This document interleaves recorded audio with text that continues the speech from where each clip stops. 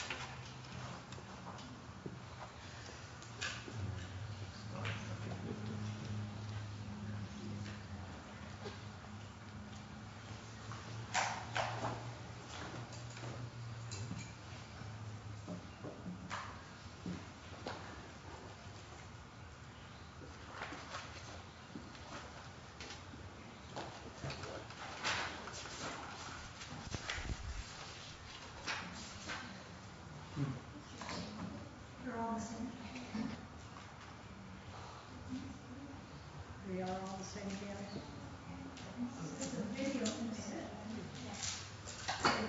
Is that what you all want?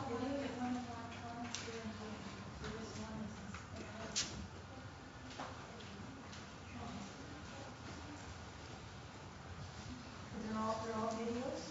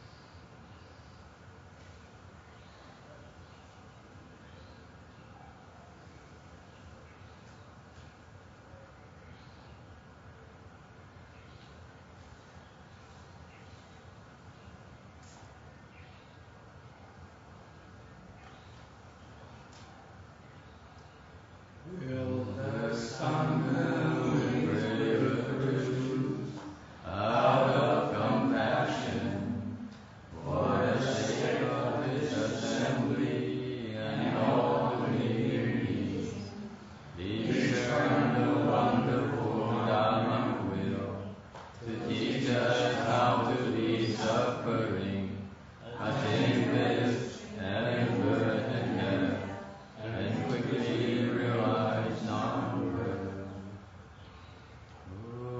Tịnh đại đức thắng tình, lý tứ pháp hội cập nhập địa chúng sanh, tình chuyên diệu pháp luân giáo đạo ngã môn, như hát liêu sanh sự ly cố đà bà, thông chứng vô sanh. Homage to the blessed, noble, and perfectly enlightened one. Homage to the blessed, noble, and perfectly enlightened one. Nam mô Sananto Suche Doye, Elahodi Samyam Samputosie. Nam mô Sananto Suche Doye, Elahodi Samyam Samputosie. Nam mô Đạt Đạt Tha Toya Yara Ara Ade Tam Midu Tam Bồ Đà Tòa. Nam mô Tát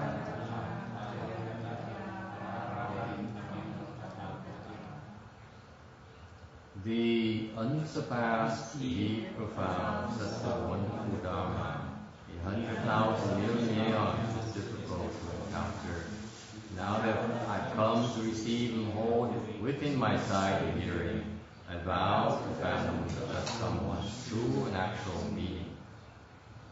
Ô thường thầm thầm đi nhiều phá ba thiên quang kiếp nam tao ngộ ngã thiên kiêng văn đắc thọ trì nguyện giải như lai chân thật nghĩa.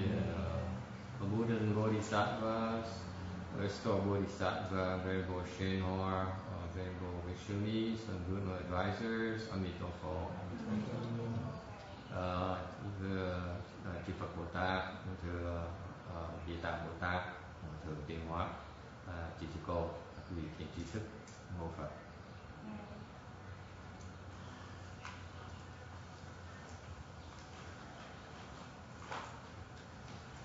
Okay, we're on slide 303 of the Earth Store Sutra lecture, ở cái số 303.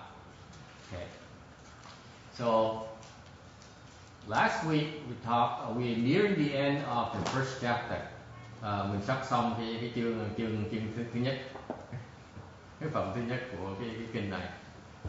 So it has been, how long has it been now, folks? Like 5 months.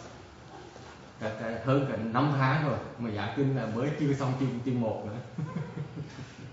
You can tell how detailed it is. Cái gì thấy nó mình giảng nó chi tiết đến độ chừng nào. This is the first, let me tell you. Đây là lần đầu tiên mà giảng cái kinh là nó chu đáo như vậy.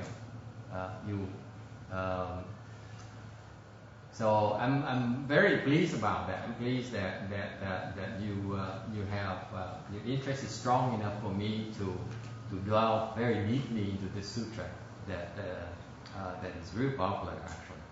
Cái kinh này rất là nổi tiếng và rất là thịnh hành, đều cái sự hiểu kinh này không được cặn kẽ như mình đã nghiên cứu cái tháng vừa qua đâu. Okay, so basically at this point in time, the Brahmin woman came back from dreaming of seeing her mother going to hell and taking a look at the hells, and she came back and she realized that the world was so much suffering going on. Cái người bà la môn, nữ bà la môn hay bà mơ nhờ thực lực của Phật mà được bay tới mộng thấy được cái cảnh của cái địa ngục, thấy khổ dễ sợ. So cái bà mới thấy cảnh giới đó, bà mới trở về lại, tỉnh lại, mới thức tỉnh, mới thấy được cái cực khổ của cái địa ngục, cái kinh hoàng.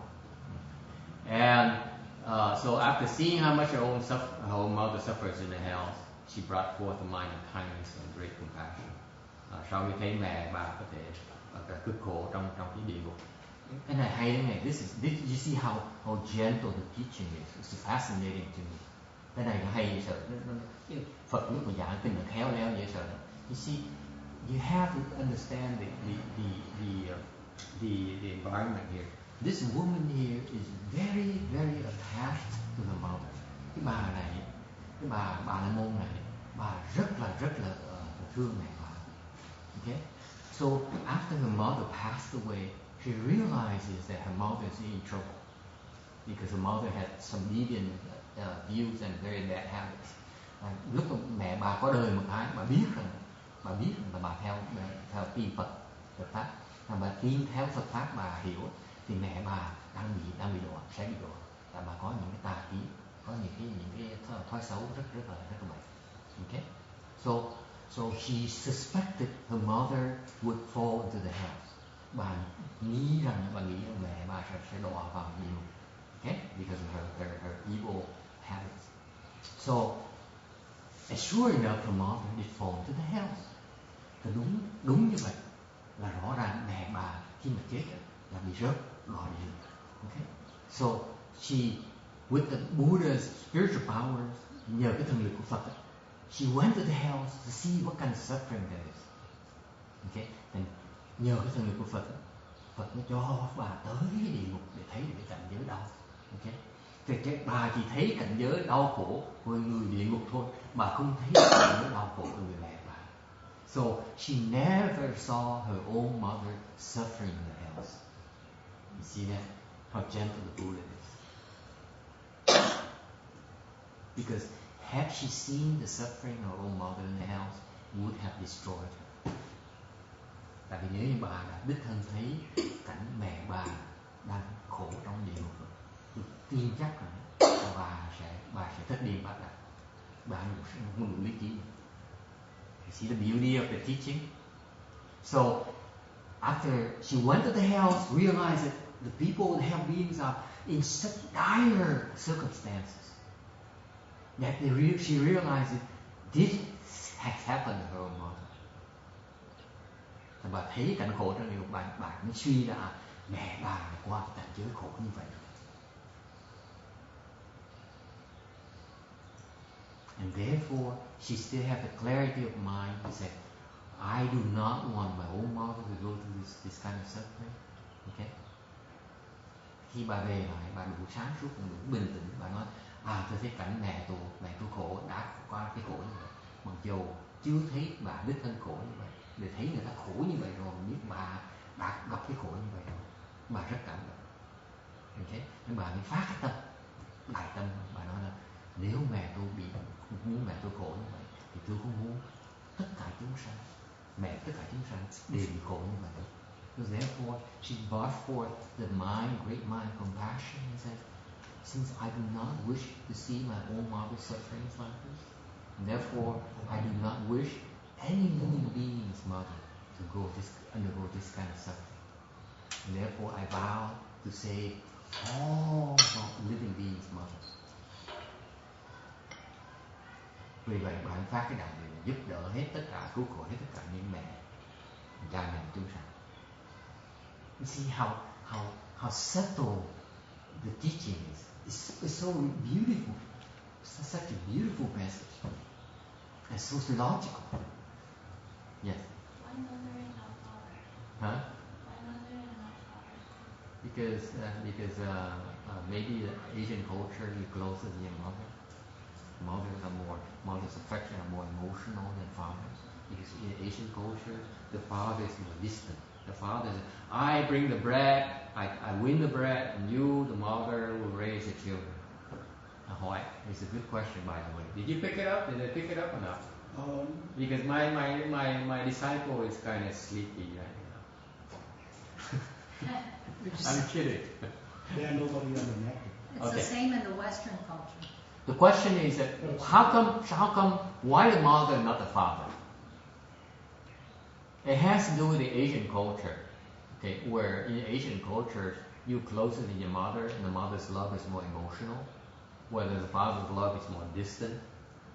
Okay, so the attachment is much heavier towards your mother than your father in the Asian culture.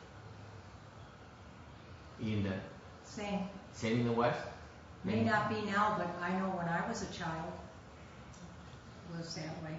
Okay. So same here in the West. Yes, you Westerners. Anyone else? Is it that way too or not? I suspect it's not as emotional though. The love is just as strong, but it's not as emotional. That's right. Right? Fathers are.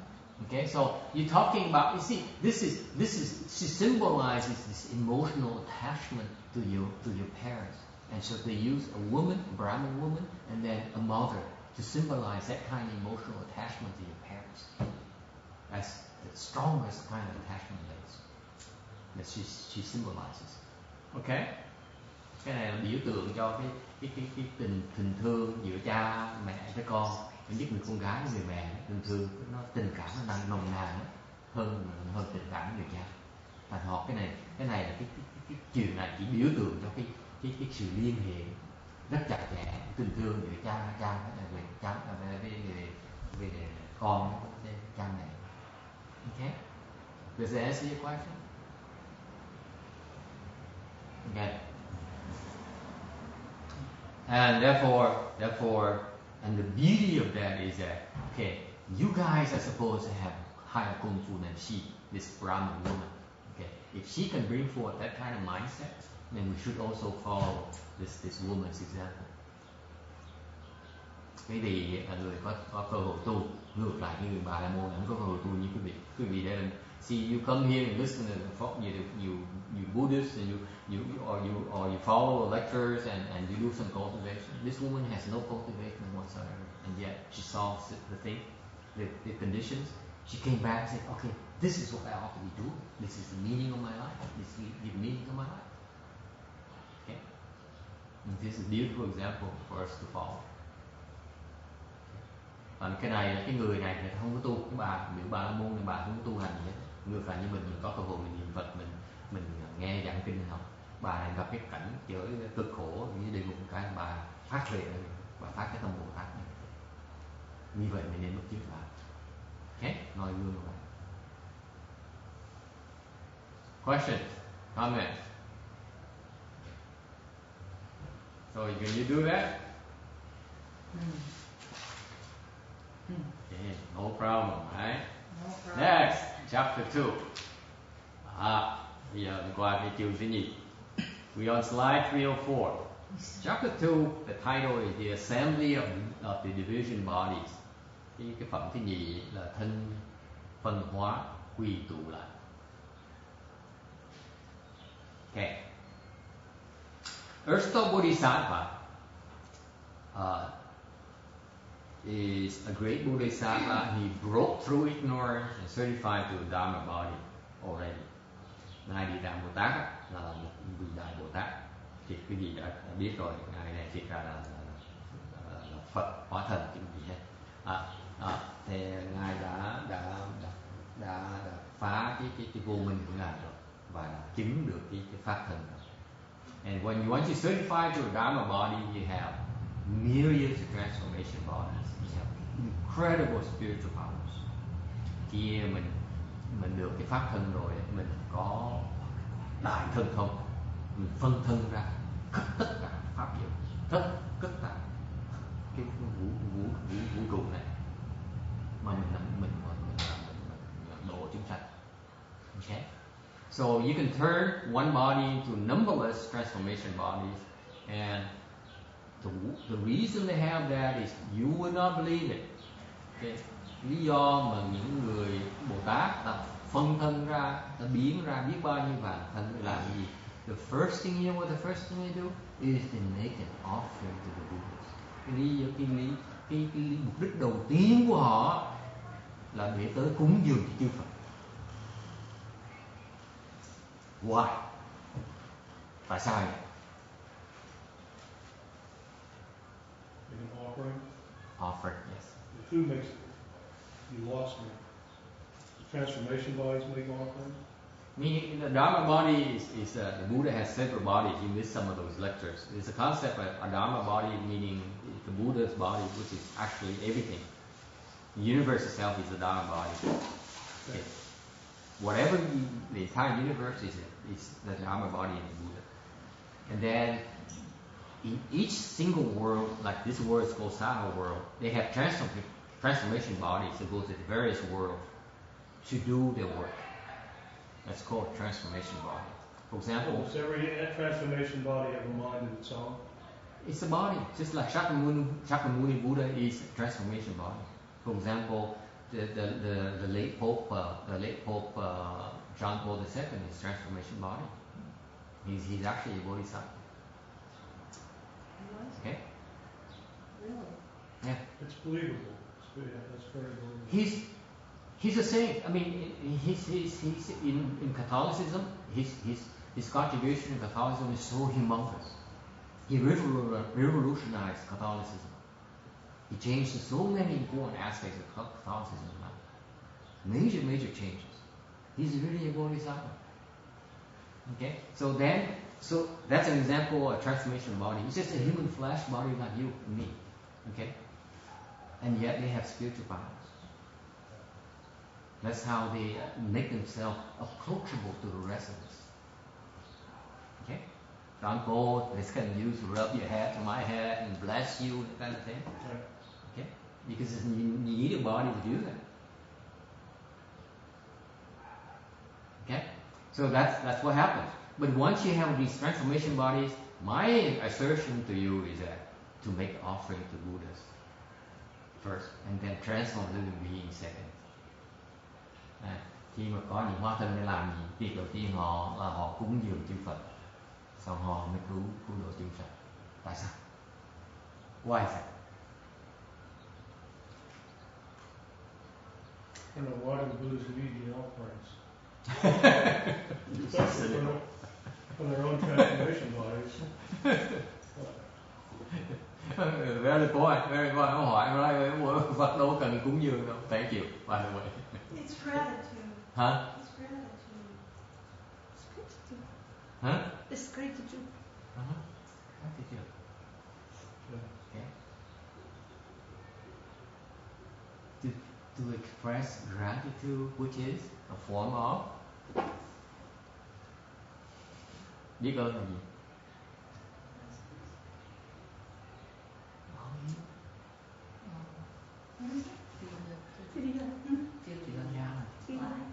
Okay. Gratitude is good enough, right. It equates with it. Yeah. The first thing they do is they have the transformation body is that they go make offerings to Buddhas. Okay, that's the purpose. You see the beauty of the practice right there. Okay? Yeah. See, you guys want really deep and profound principle. This is why I like the beauty of the sutra. It's so simple and yet conveys all the deepest principles of Mahayana. Cái kinh này nó hay vậy sợ tại những cái chuyện nó thông thường nó tầm thường như vậy thì ra nó hàm chứa những cái giáo lý mà rất sâu xa của đạo Phật. Họ có thần thông để làm gì? Để bảo hiểm. You see that they have spiritual powers for what reason? To pay filial respect to the Buddhas.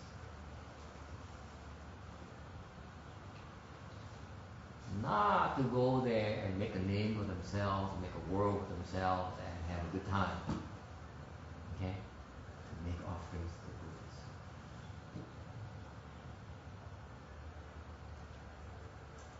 Thế hay vậy sao? Thần thông là làm gì? Thần thông phải để làm cho nổi tiếng hoặc là xây thế giới hoặc là làm để sung sướng. Thần thông để tới cùng.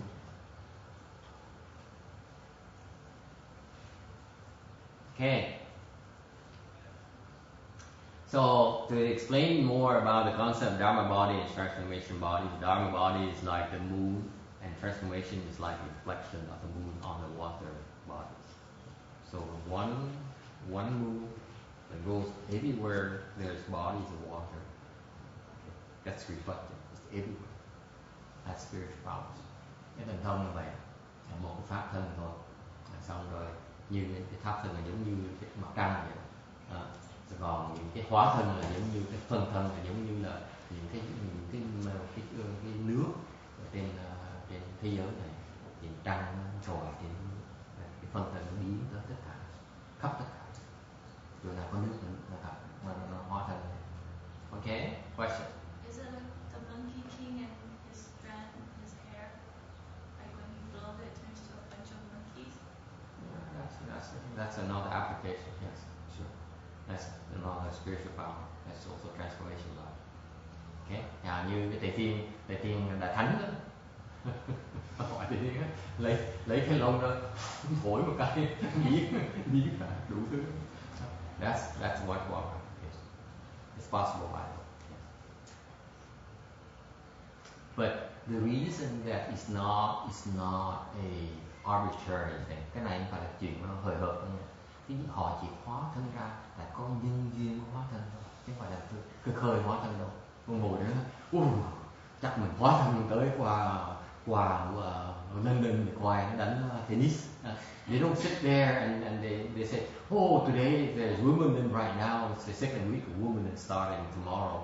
So I'm going to have a transformation body to fly over there and sit with the royal box and watch Roger Federer make a new record.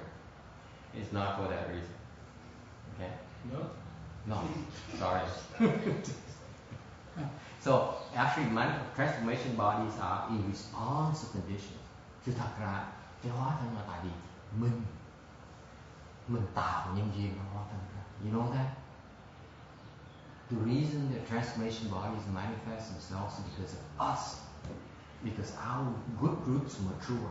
Tại vì cái phước mình nó chín rồi, và hóa thân tới định cứu. That's fascinating. Isn't that cool? We that important. Yes. Ok, thành ra Phật Bồ Tát hay để sợ thấy mình chín rồi mới tới giúp, chứ không phải ngồi khơi khơi đâu. See? So why aren't we adding transformation body here today? But not important. You're not that important. Tại sao ngày nhân có hóa thân ở đây? Mình đâu có gì quan trọng đâu, chưa đủ đồ. Questions? Okay. We on slide 305.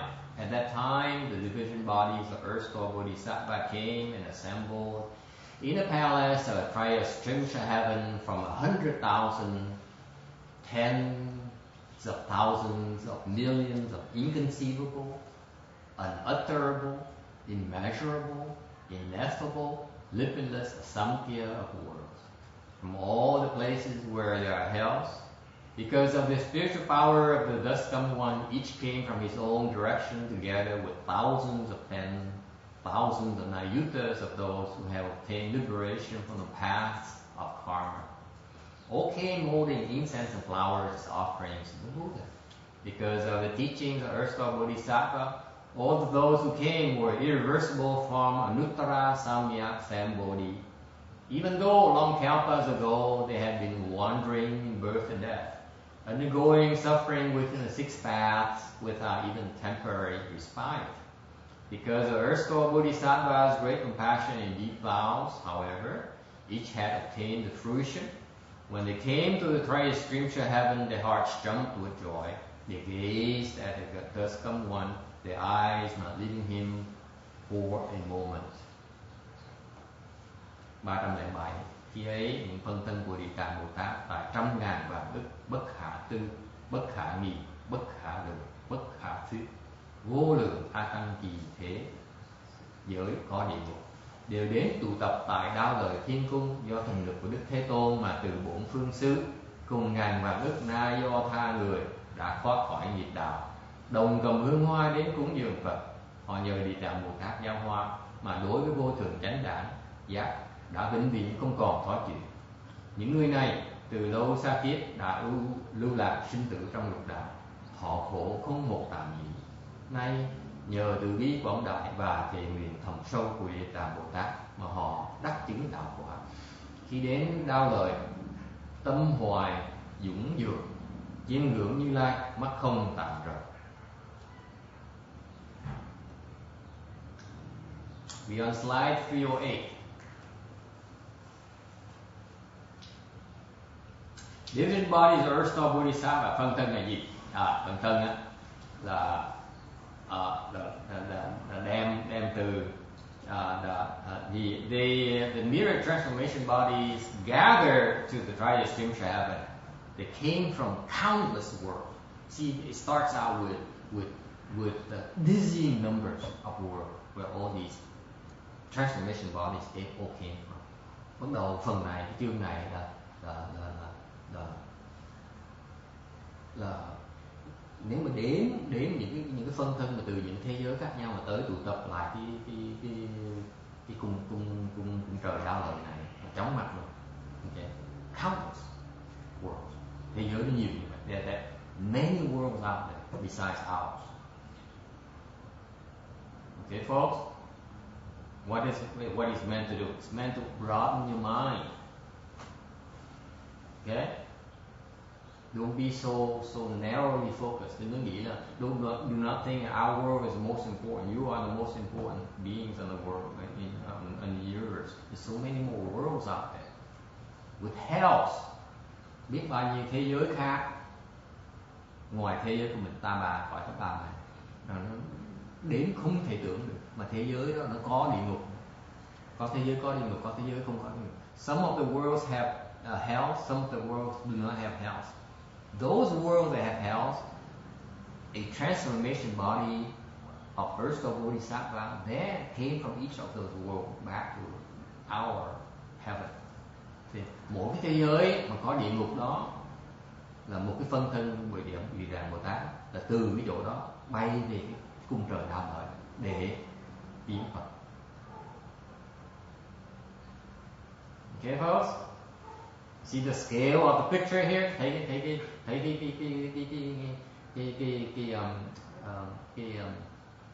how do you say it? Go to work. Don't be so relaxed. Thấy nó cái phạm vi nó rộng dễ sợ. See that?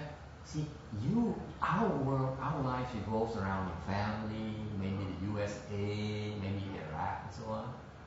Okay, there's only one continent within the Sahara world. Cái thế giới mình quen, mình đối chiếu với nhau, mấy cái vấn đề gia đình của mình, cuộc sống của mình, cái nước Mỹ này, hoặc là các cái tổ quốc khác thôi. Còn mình đâu có ngờ rằng cái đây chỉ là mới một cái phạm vi rất nhỏ trong cái cõi Ta Bà. Ngoài cõi Ta Bà còn có vô lượng vô số cái thế giới khác. Okay? Okay, folks? So you need to open your mind, change your reference points.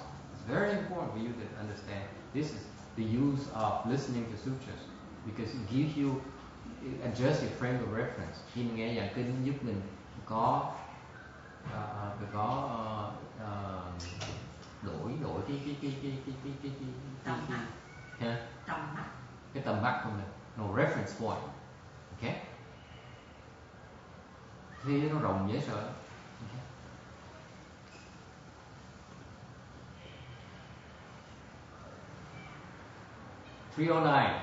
Số 309.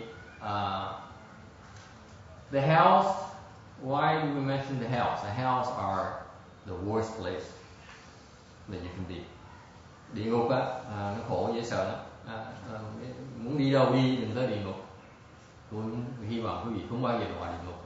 I hope that none of you will ever fall into the hells because it's not a fun place. Okay, and because of the existence of such extreme suffering, that's why the Earth Store Bodhisattva has transformation bodies to go and rescue those living beings. Chính vì có cực khổ như vậy, thành bởi Địa Tạng Bồ Tát phát cái tâm từ bi để mà hóa thân ra tới cứu tất cả chúng sanh, tất cả đều. Okay? And when he goes to each hell, mỗi cái phân thân mà ở một cái địa ngục đó, khắp cái vũ trụ này, khắp each day he would speak Dharma for three times. To speak Dharma, he's constantly speaking Dharma. Thì tới mấy cái địa ngục đó thì ngài Địa Tạng Bồ Tát làm gì? Giảng pháp.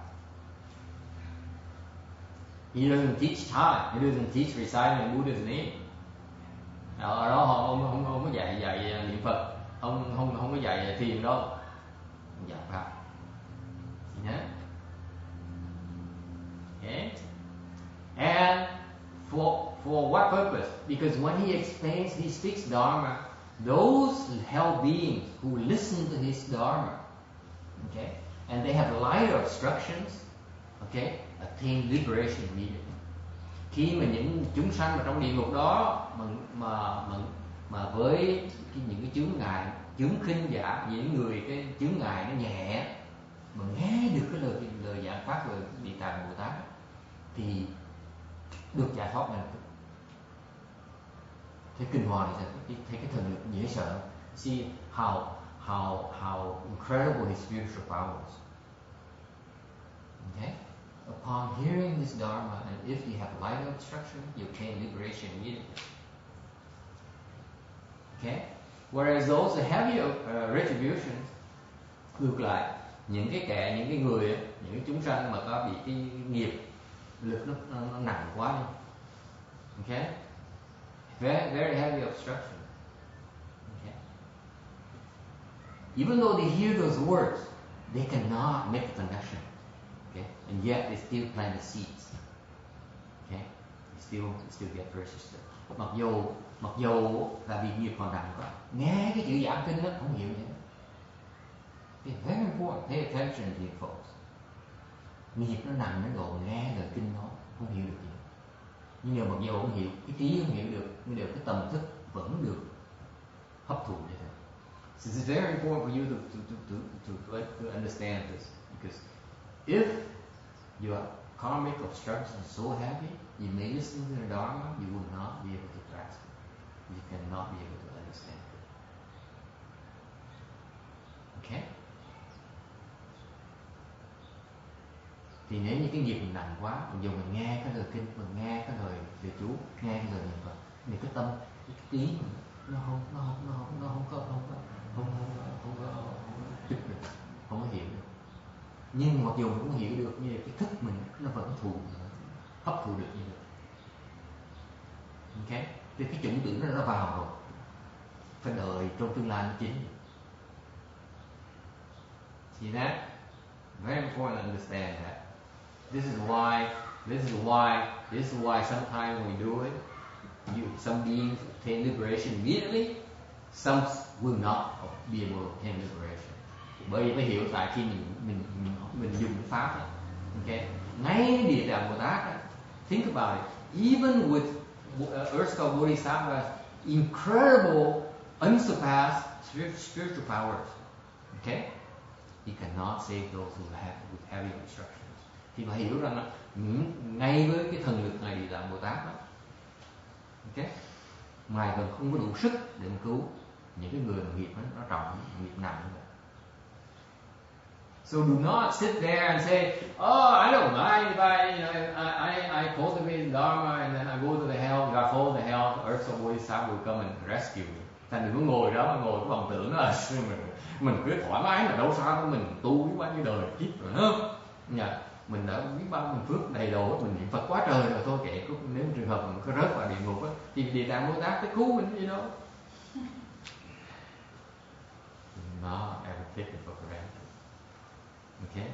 Đừng tưởng bở.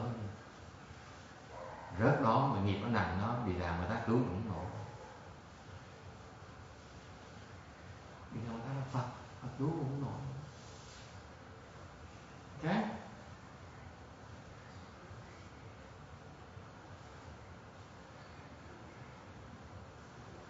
So anyway, so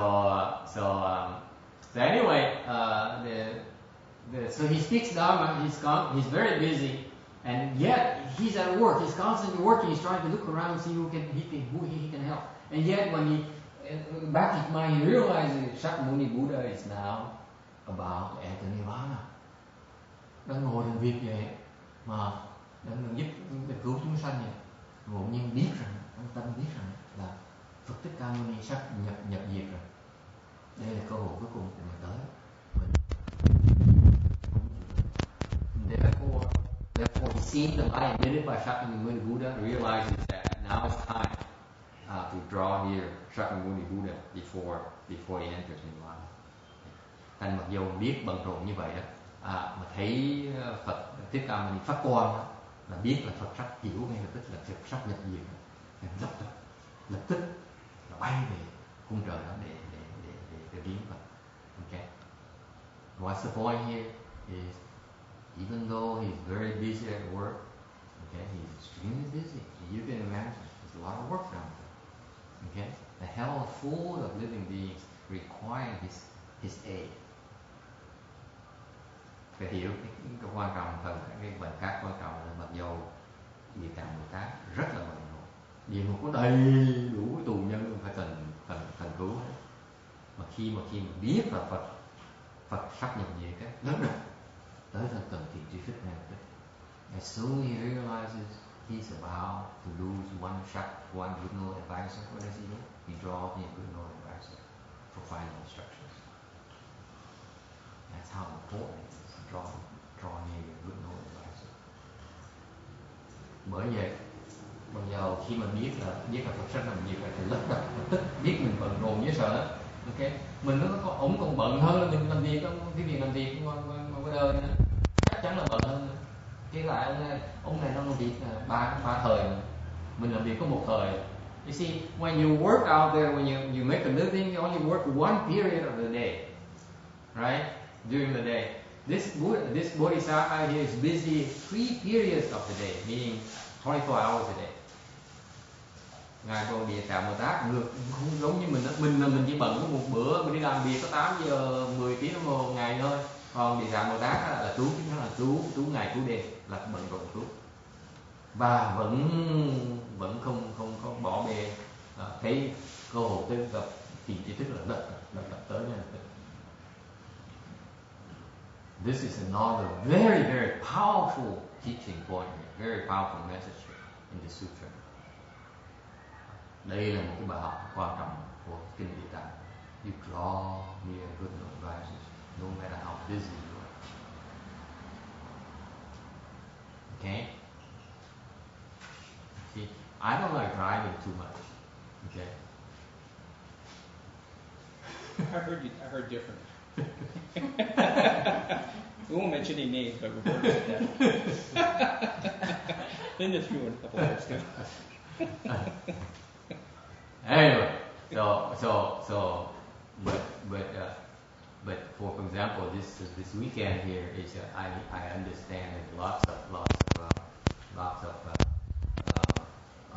Master Shen Hua's disciples who gather and see 10,000 Buddhas. That's why I'm driving there. Hopefully, it's not for sure until next weekend, but nothing's for sure with me.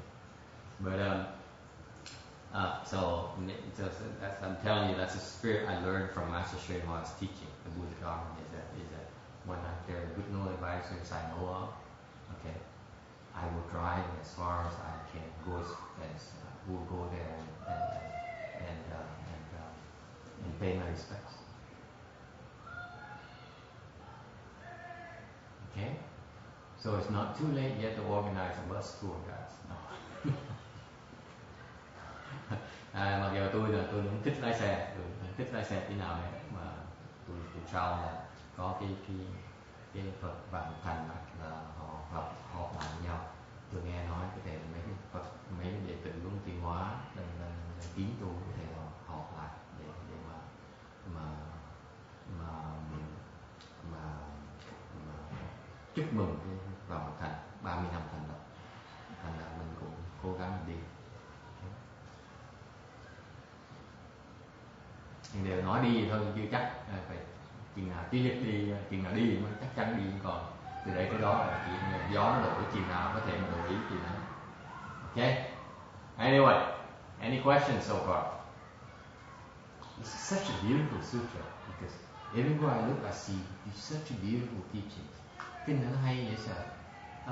Đọc kinh đó, lúc mà tôi bắt đầu đọc á, lúc mà học vào theo Phật á, theo học Phật bên Tiến Hóa, thì đọc cái kinh là thích lắm, tại nó giảm cái dễ, cái kinh dễ hiểu.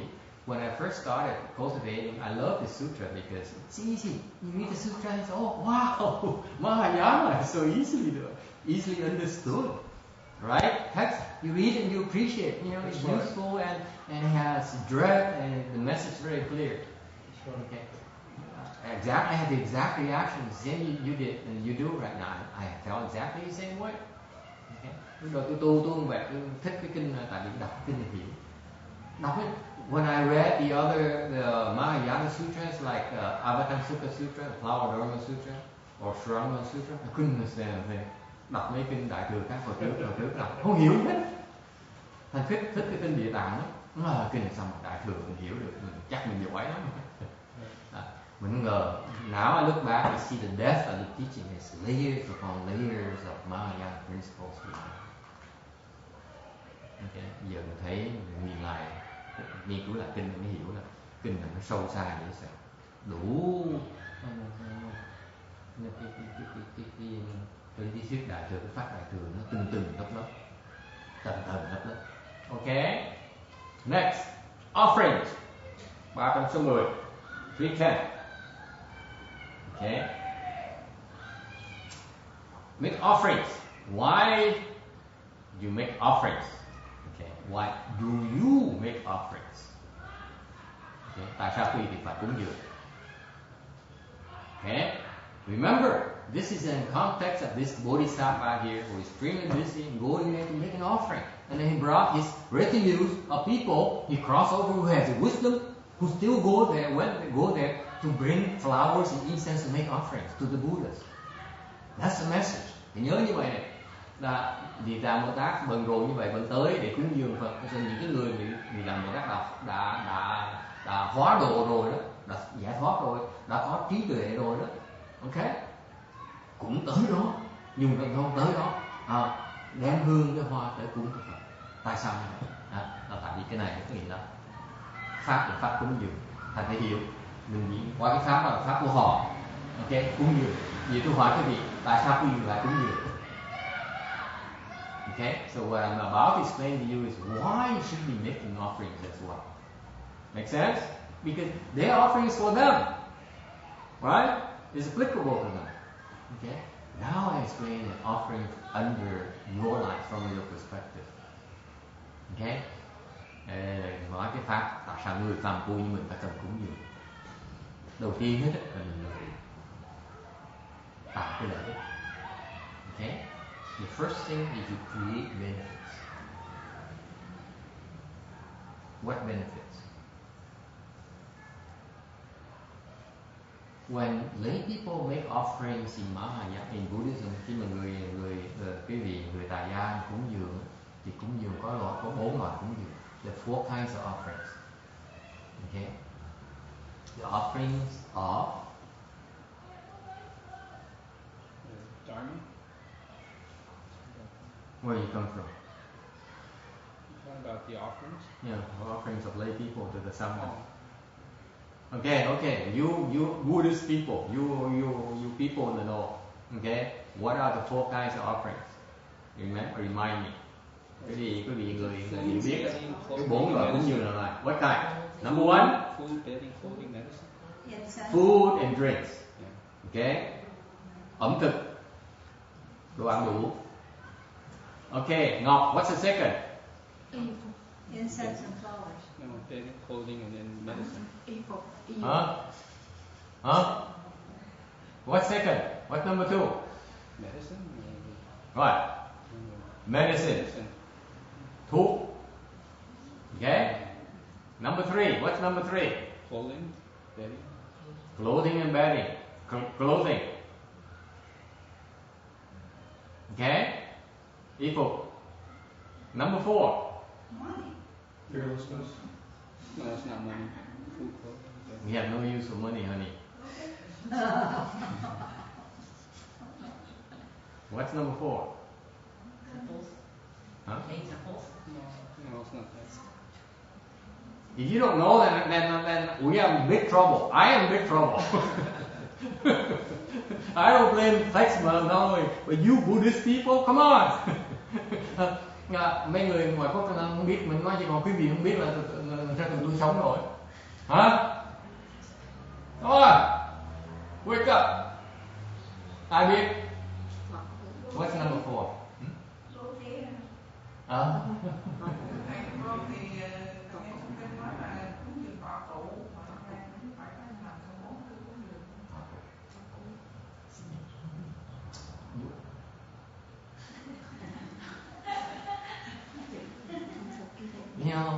Tôi biết tôi dạy những tụi này có đứa 2 năm, có đứa 4 năm, không đứa nào nó biết. Nó theo nó học tôi 2 năm, 4 năm trở lên, không đứa nào biết. Nhút chứ sợ.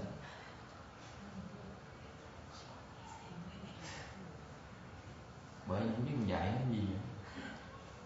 I don't know why I taught you the last 2 years. And you know nothing. I'm so embarrassed. Okay, so the 4 kinds of offerings. Let me repeat. Let me remind you. Write it down now, okay, folks? nhớ cho kỹ. One is food and drinks. Okay. Number 2 is medicine. Number 3, clothing. Number 4, tọa cụ. Tọa cụ nghĩa là gì? Đồ ngồi. Để sợi đó. Cúng đồ ngồi. Ngồi không? Nghĩa là gì? Nghĩa là gì? The 4th kind is the sitting cloth. Sitting cloth. Thiên định nó là thiên định tại sao tôi nghĩ tọa cụ? What? A sitting Number cloth. 4, sitting. Sitting cloth. Sit on. I never knew that. Yeah. Could bedding be like It's the first time I explained it to you, Doesn't even make could sense. bedding be like a shelter, like a temple too?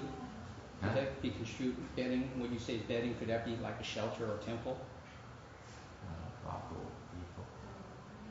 Clothing and bedding, that's part of clothing and bedding. Shelter. Yeah, basically, it's the sitting cloth basically shelves. That's what it means. Sitting cloth would be considered shelter. Yeah, the place for them to sit. Okay. Yeah, that's because a lot of times it's not clear. It's not just it's like you need something on top of it. Right. That's true.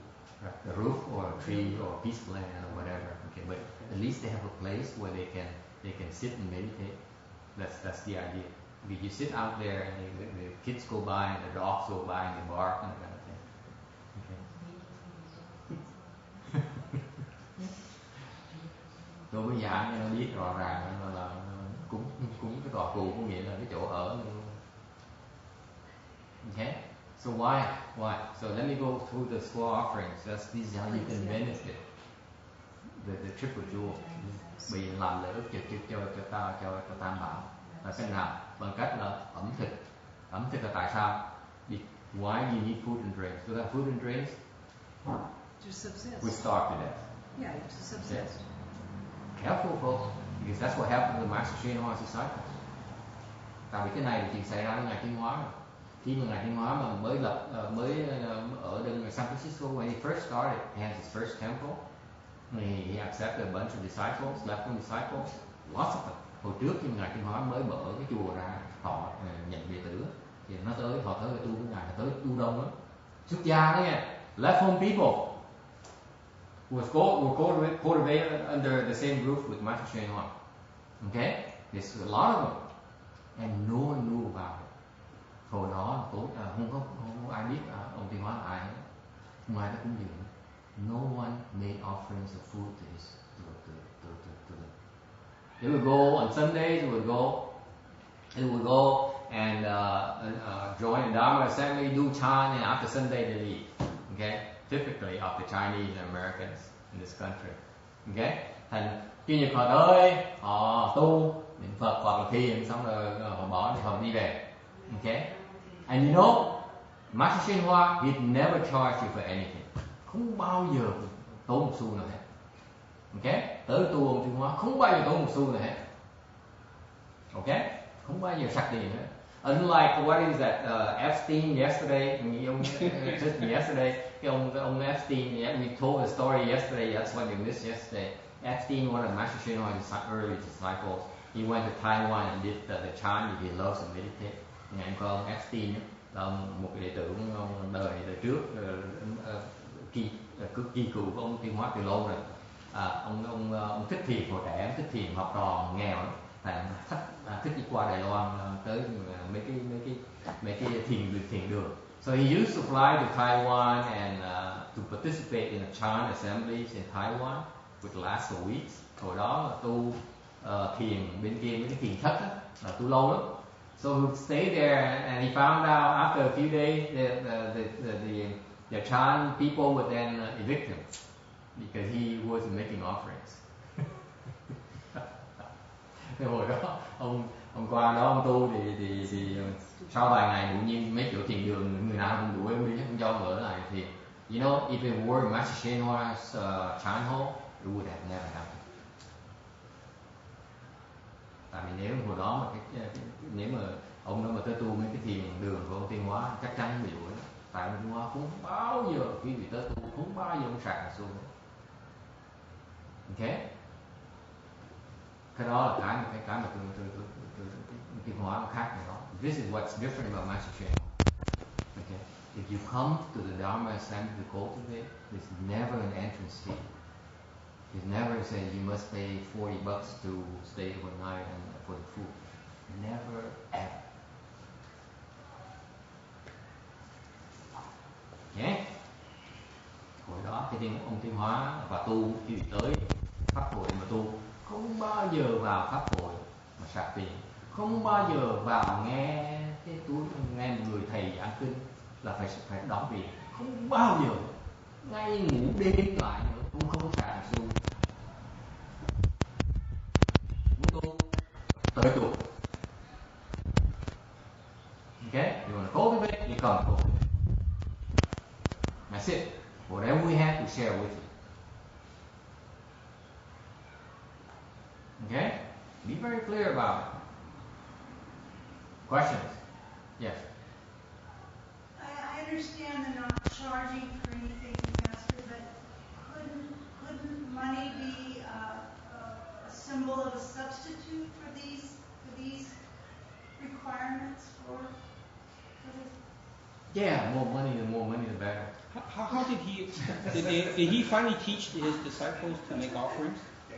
I know that in the beginning that he actually cooked for them too. Okay, I'm getting there. Okay, don't jump the gun. Okay.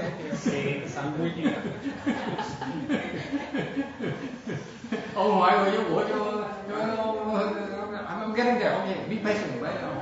Hold your horse. Okay. Let me finish my story here. Okay.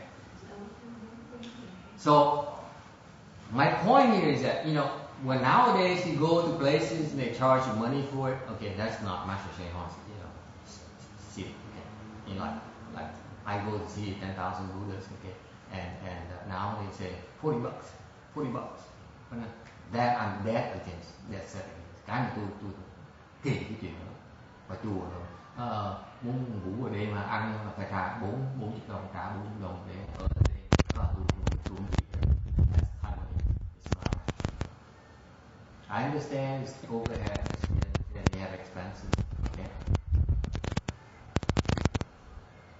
If we make you pay for it, what happens? Nếu tụi tôi bắt quý vị trả tiền đó, hoặc là khuyến khích quý vị trả tiền đó, what happens? It's no longer an offering. Nếu chúng tôi mà bắt quý vị trả tiền hoặc là khuyến khích quý vị trả tiền đó, không phải là cúng dường. And what does it mean? You lose your chance to plan your blessings. Vì nếu tôi làm như vậy thì quý vị mất cái cơ hội để mà trồng phước điền. See what I'm getting at, Randy? Quý vị thấy tôi sắp đi thế nào chưa? So that's why back then people came and go and participate, and they're happy. They after a Sunday session, oh, I feel so blissful. I feel so good. I feel so much better now. They leave and forget about the temple, and not a single word. And lúc trước thời đó người ta tới tôi thích lắm chứ. Cái chỗ đầu tiên được dạy thiền, dạy giảng pháp là sướng cái một pháp lạc sung mãn. Xong tu xong cái ngày xong đi về, tôi quên mất là chùa là phải có người còn sống. So no one made offerings, no money, no food. Okay? What happened? Not a single word. Không nói một tiếng. You say a thing. And guess what? You have a bunch of people, male with lots of hormones like yourself, and female with lots of hormones. A male with testosterone and female with lots of hormones. Cultivated together, you eat a lot. Okay, there's no food in the temple. What do? Giờ tăng ni trong đại chúng, giờ không có làm gì. Có ông Tiên Hoa kể cho họ đói. Master Tiên Hoa let them start. Never call anyone. You know that? That's why in their saying in their statement of in their recitation they have this thing. They have this thing here. Yeah, starving, I don't beg. Hey! Breathing, I don't scheme. Oh, you're funny, Randy. Yeah, he's too funny. I'm He's been there, done that for years. laughing till my stomach aches. Freezing to death, we do not ski. Starving to death, we do not beg. Bởi vì cái tông chỉ của bên vào thành một tuyên báo dạy là cái đông chết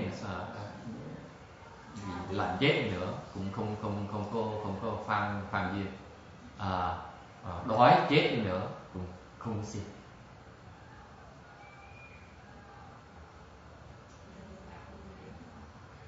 Hóa gì? You see that? That's his. This is on our website, but then. It's in his books, Master. Every one of the books you buy, it's in the back. Yeah. Okay. So anyway, so they were starving. The Master Showa let his disciples starve. You see, you can't take it and leave. Return to lay life or go to another temple. How many do you think left? No. It's incredible. Ông để qua tụi bay đứa nào bỏ đi, đói quá này đi qua chiều khác đồ ăn ngon hơn, đầy đủ nhiều tiền hơn, sung sướng hơn, qua chiều khác mà tiếp không ai bỏ đi, dễ sợ không? And you know what happened? They were so hungry that one monk had this idea, this brilliant idea, sitting there and doing chant, and then his stomach is growling and bitching, complaining, whining. Ngồi đó thiền cái bụng nó kêu vì như vậy nha. Yeah, have happened to you? You're so hungry, you sit there and meditate, and the stomach is so hungry that it growls like crazy. It happened to you? Anyone? It happened to you. You went through hunger too, huh? It's not a fun thing, is it? It's not a fun thing. See, you have a choice. They have no choice. Okay? Starving to death, we do not beg. Okay? So this monk here has this brilliant idea. You sit there, and I will teach one of these days, and you guys who are in the creative process, because he has this brilliant idea pops in your mind and says, let's go to Safeway in their garbage bin and pick up the rotten vegetables. Có ý kiến. Ông ngồi thiền, có sáng ý là tới sau mấy cái siêu thị đó, vào mấy cái chỗ cái thùng rác, lục mấy cái rau mà nó vất trong thùng rác, đem về rửa rau đi, luộc lại. So you bring back all those, you reclaim those vegetables in the garbage bin, bring them back, clean them up, and then eat them. That's how they subsist. And their teachers let them do that. Did anybody get sick? How cruel it is. Well, I don't know the details.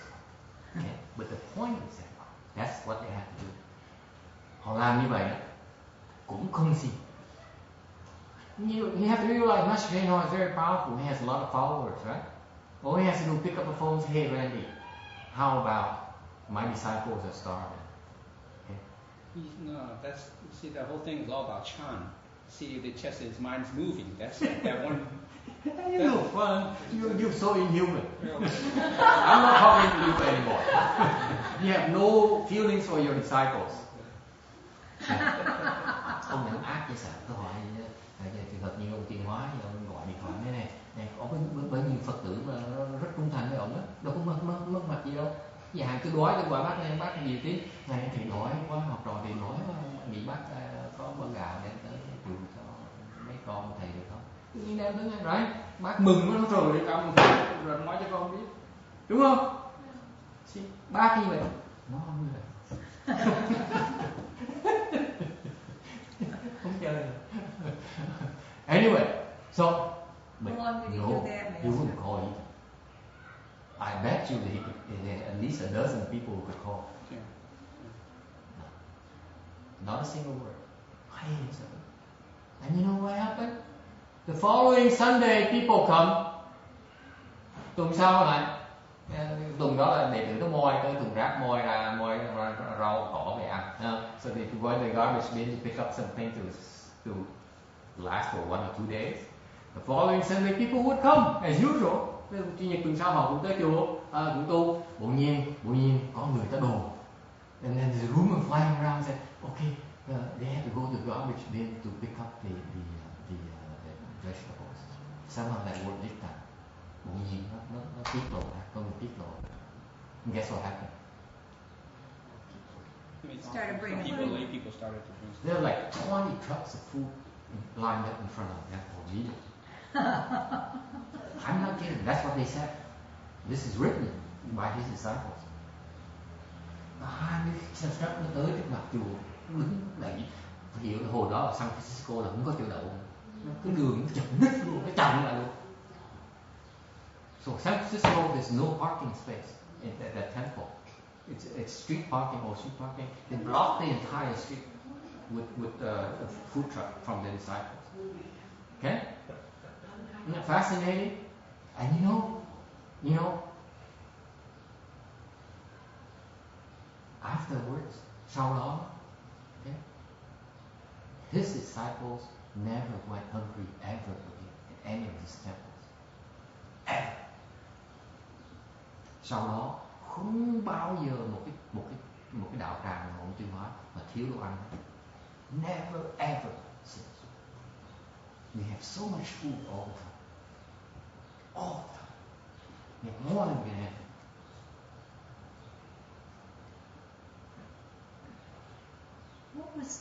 What was his message for them, for him to have them do that, or for them to do Well, that? just taught them to do it. No. Swami, No, I'm trying to understand it, Master. Huh?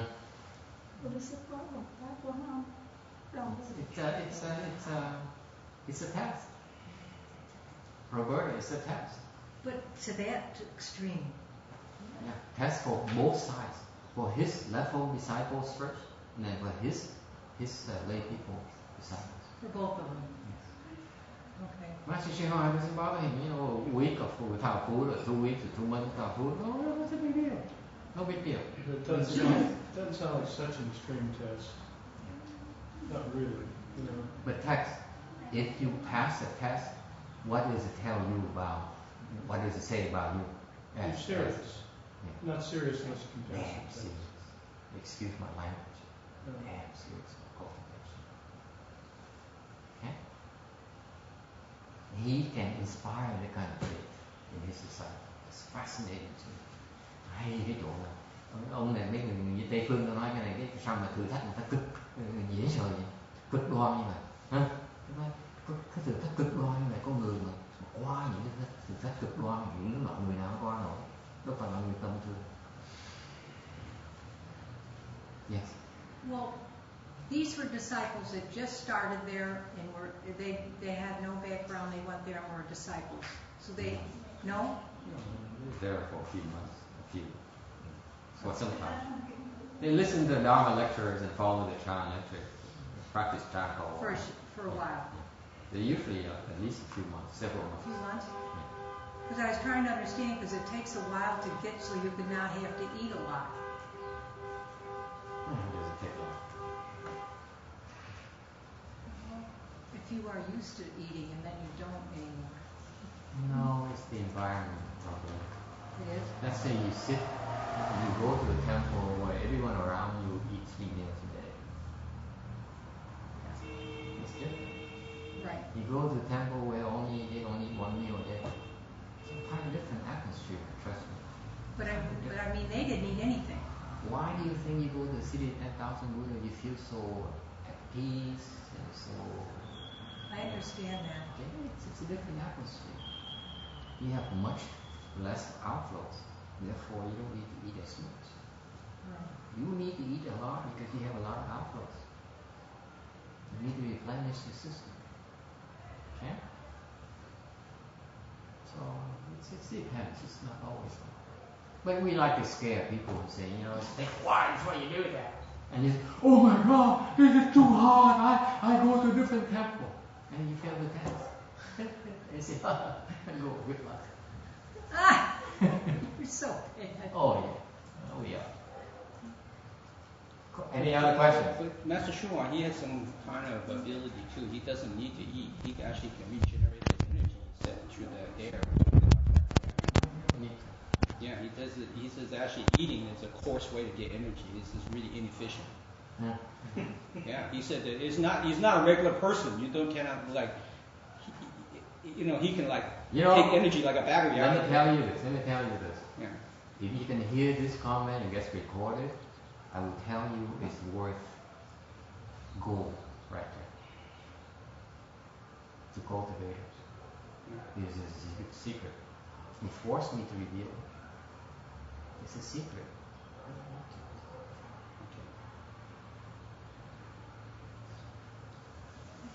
There's a way to do that. I don't know what way, but there's a methodology. Why don't you teach us what you know? We can save money on food.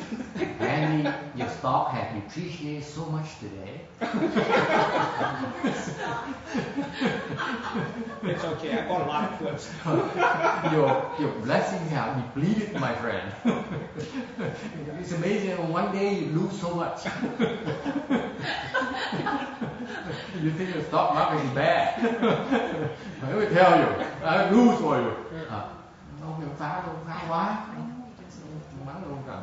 Okay. Actually, what he's referring to is methodology of practice, a cultivation practice. It doesn't have to be that extreme, by the way. Okay?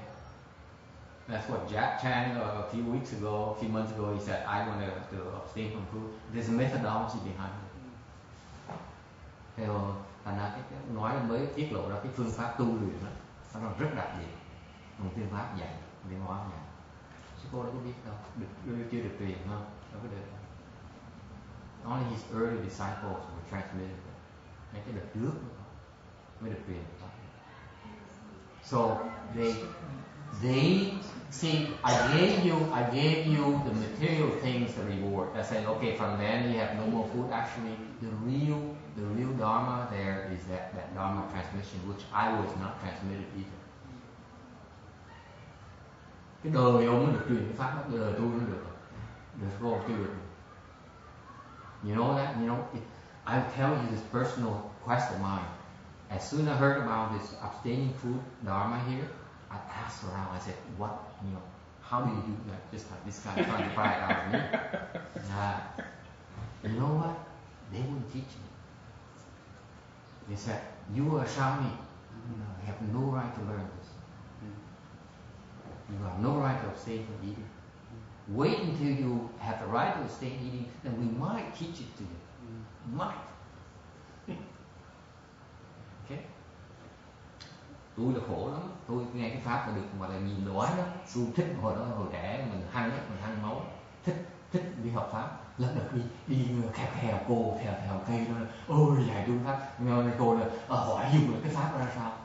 Không còn cấm tụi nó. Mày là sao đi không được nhịn đói. Chừng nào mày được phép nhịn đói rồi, nó mới hy vọng cái truyền vào cái pháp là nhịn đói. Their generation have that Dharma. Our generation do not.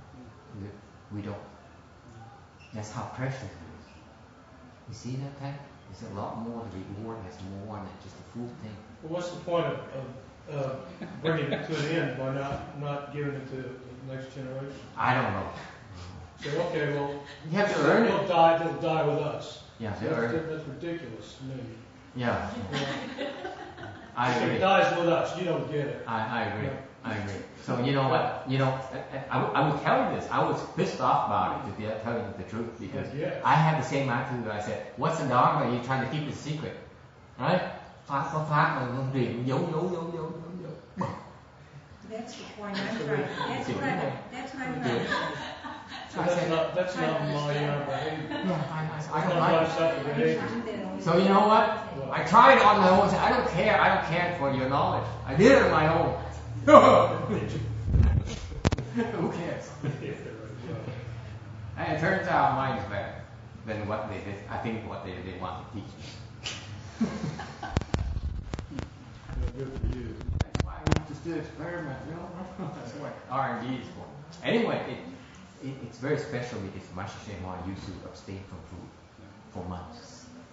Cái này là tại vì sự đặc biệt của Ngài, ông tiến hóa, ông truyền pháp là ông đã từng làm rồi.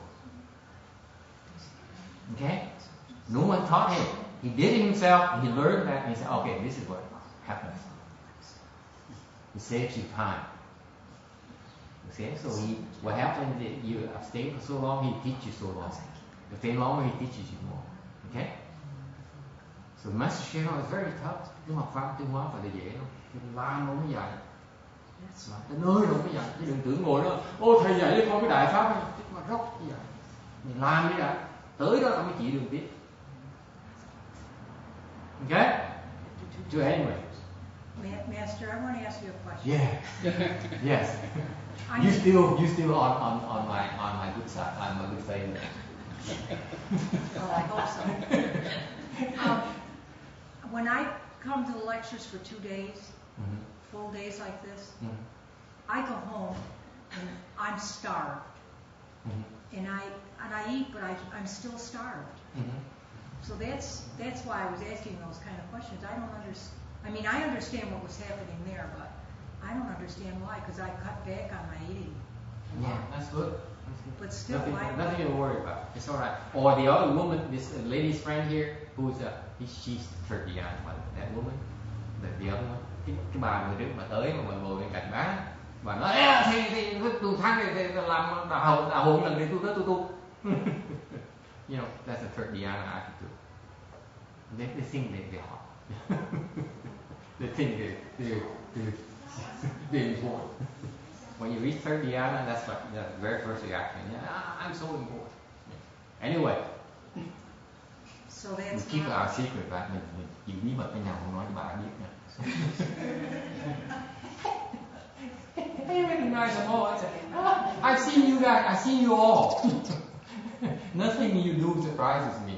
Okay, but that's her attitude. Anyway, that woman there, she was full because she has to sleep. She never was in an environment where she received so much help that her chi was so full. She has no appetite.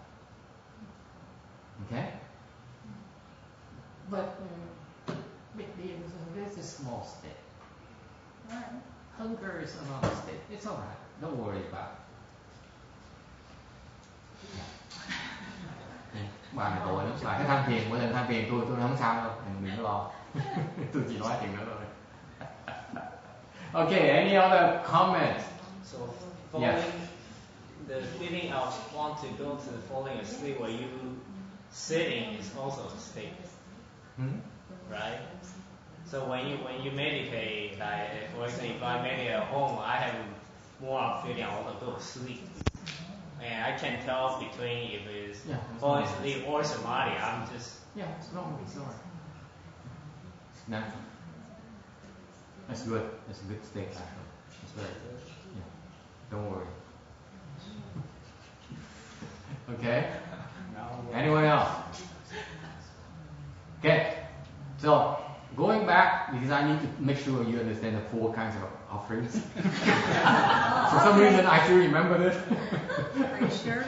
Mỗi ngày đâu tôi đứng ở đặng ký sợ nói gì quên đấy. Mỗi ngày tôi biết ngày nay Phật cần giảng thì biết 4 cái loại cúng dường nữa. Okay, make sure you get it today for me today. Okay. So first is food and drinks, because without food and drinks we cannot go today. Okay. Number 2. What is number 2? Medicine. Why do you need medicine? Because when we're sick, we need medicine. Okay. Tại mấy thầy mấy cô cũng bệnh chứ. You go to the other temple, DRB temple in Long Beach. There's a nun there who's sick all the time. I've known her for over 10 years now. over a dozen years. And every time I talk to her, I say, how are you doing? She said, oh, I'm fine, but I'm so sick.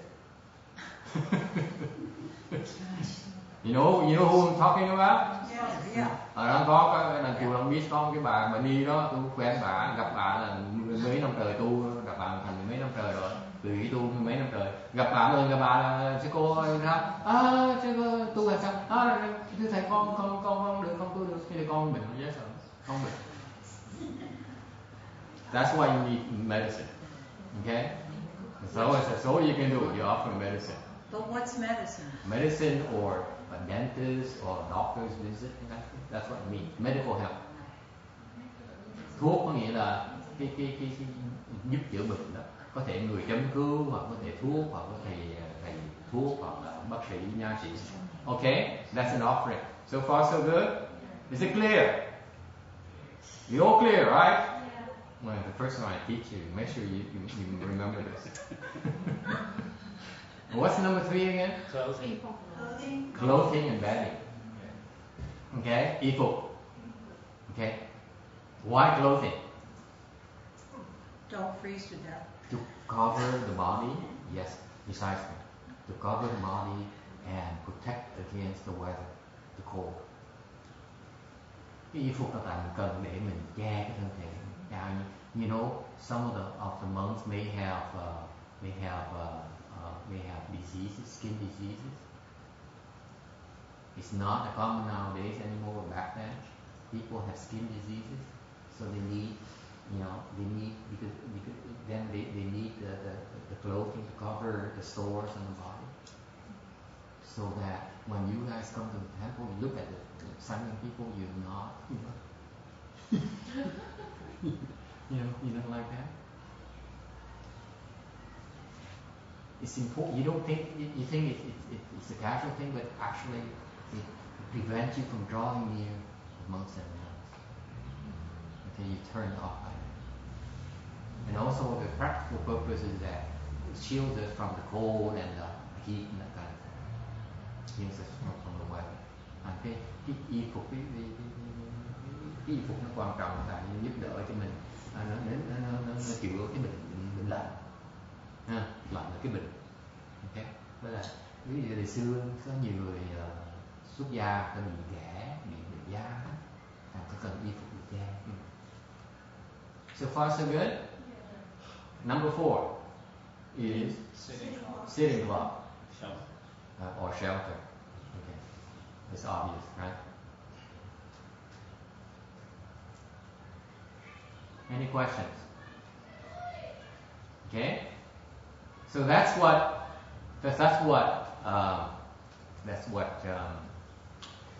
is meant by benefit. Cái này lợi ích ích lợi cho tam bảo. Okay, là cúng dường, cái loại 4 loại cúng dường. Okay, any questions so far? Okay.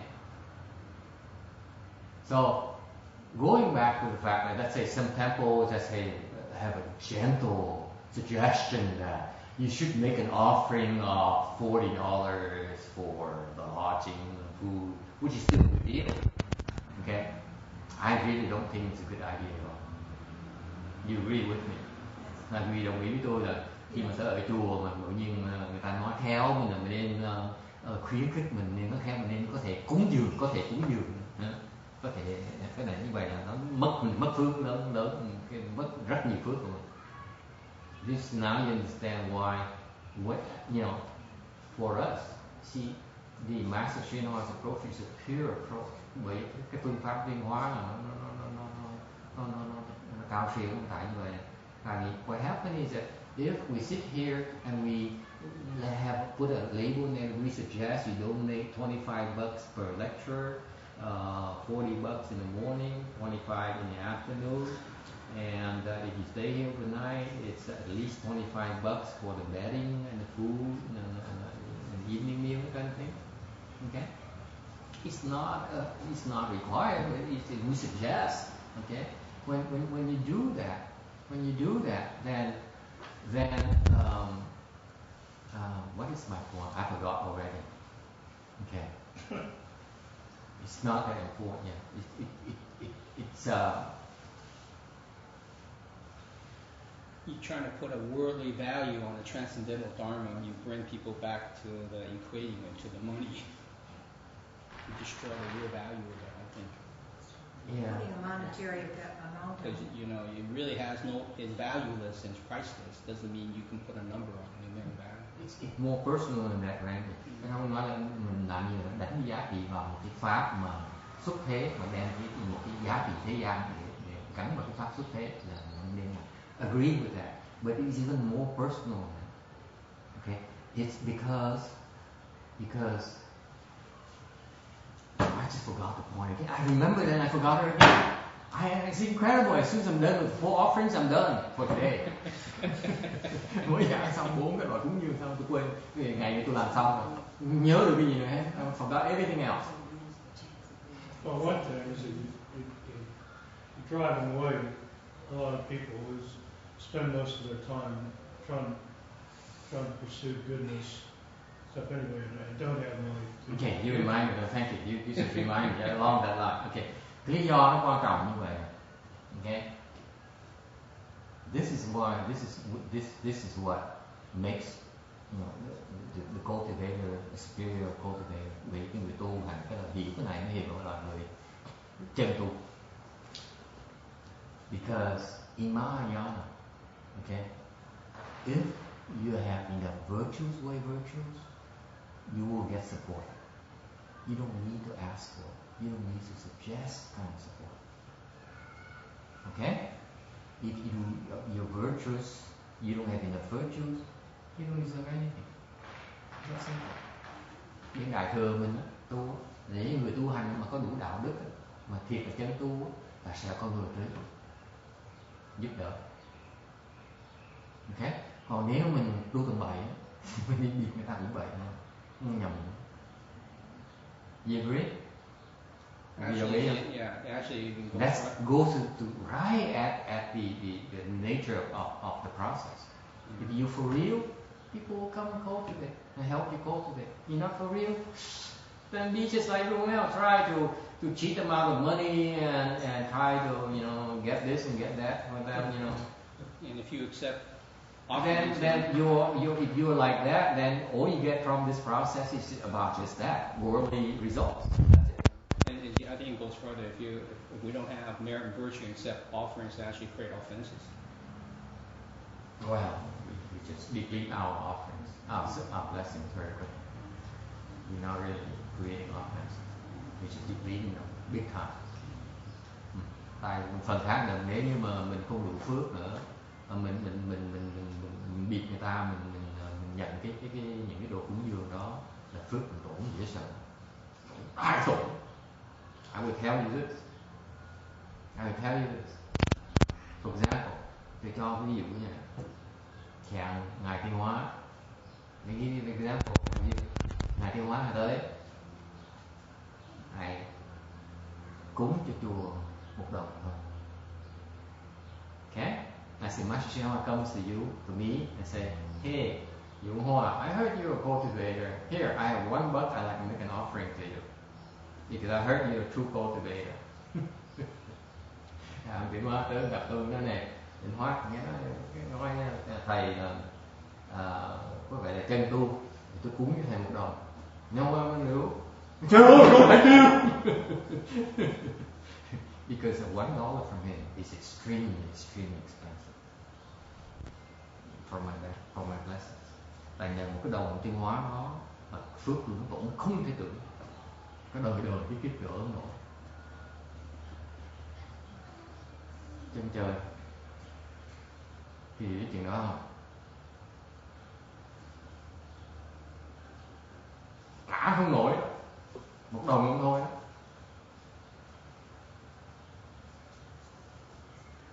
Get it? That's why. There's a multiplier. Listen to this. We are feel blessings. Chúng tôi là phước điều. Meaning that if we're true cultivators, you go and make an offering to us. You offer $1, you get back 10,000 or more. this sutra, this Earth Store Sutra will go into that later. Chúng tôi là phước điền, nếu cái người là chân tu, okay. Thì khi mà người ta tới cúng dường, cúng một đồng thôi, cúng một thì được là 10, được là cả vàng trở lên. Kinh Địa Tạng sẽ giảng, một sau sẽ giảng.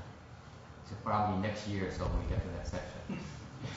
Năm sau sẽ tới phần. Okay, năm này mình giảng tiếp thôi. Okay, so there's a multiplier. That's why we call field of blessing. Bởi vì tôi mới gọi là phước điền. Có cái số nhân đây. Okay, this is how you increase your blessings. This is how you can make it. Because it takes a lot of blessings to cultivate. That's why you need to be able to generate blessings for yourself. Là mình muốn mà tu cần nhiều phước, tổn phước vậy sao, tốn phước vậy sao, thành phải cần cái cơ hội để mà tạo cái phước đó. Bởi vậy người tu á, người xuất gia ta là phước điền để quý vị có cơ hội tạo cái phước đó. So far so good. Okay, and the multiplier from 10,000 or more, maybe less than 10,000, depends on the way virtue of the person.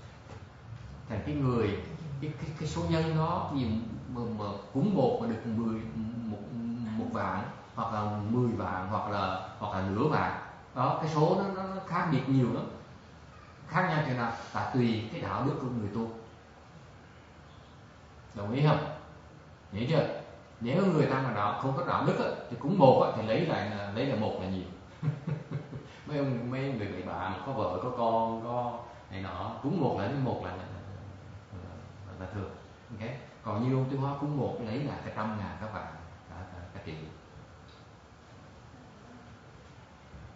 Okay, so what happened is that the true cultivators, they have bigger multipliers. You give $1 in Machashenwa, you get back at least 10,000, 100,000, $1 million worth of blessings in your bank account. Okay, so far so good. Nghe hiểu chưa? Okay, let's turn the table around. Okay. Now suppose Master Shaw give you $1, guess what happens to you? Nhưng nó ngược lại. Ví dụ Tiêu Hoa tới ông đưa cho bác một cái đồng, cho bác một đồng, chuyện gì xảy ra? Hả? What do you think? A wild guess, and a wild guess. Huh? He will go to negative. It's a negative. It's a big trouble. It's the same multiplier applies the other direction as well. Thành ra mình cúng thì mình tăng phước như vậy, mình lấy thì mình cũng phước cũng y chóc như vậy luôn rồi. Nếu mình cúng được 100.000, mình lấy là mình mất 100.000. It's fair. It's called cause and effect. It's both ways. It's a two-way street. You got that? Thấy vui không? Okay. Yes. Any questions, comments? Okay, let me continue with the sutra before I forget my purpose here today. Okay. So when offerings, the first one is you want to benefit the triple jewel. Cái nói về trở lại về cái cúng dường. Cúng dường căn Tam Bảo làm gì? Quý vị cúng dường Tam Bảo tại đầu tiên là muốn làm lợi ích cho Tam Bảo. Okay? So you make the 4 kinds of offerings. So far so good. Okay? The second reason is that you make an offering to show your respect. Thành ra cái phần thứ nhì, lý do thứ nhì là mình cúng dường để mình tỏ cái kính tâm, cái tâm cung kính của mình. So far so good. Make sense? So that's why all these guys would then, all these beings who were crossed over the Earth Store Bodhisattva who have accomplished cultivated with whole incense and flowers, flew all the way from the furthest world away to the heavens to make an offering to Shakyamuni Buddha to show their respect. Thành những cái người mà họ đã được Địa Tạng Bồ Tát giáo hóa rồi và đã tu đã có thành công rồi, họ từ xa những cái thế giới xa thì xa, họ cầm hoa cầm hương tới, bay tới cúng trời Tam Lợi để cúng hoa hương cho Phật. tỏ cái lòng thành kính của mình. Okay? And number 3, okay? Number 3 is an action. You need to execute. Okay? Because we teach you about making offering, you have to make it, you have to do it. Yeah. So everything about Mahayana is about execution. Phần thứ 3 là phải tu hành, là có cái hành động, chứ phải nói không. Okay? What matters in Mahayana is how you act on your knowledge. Okay? Cái quan trọng của tu hành nên đại thừa mình một khi mình hiểu rồi mình hành.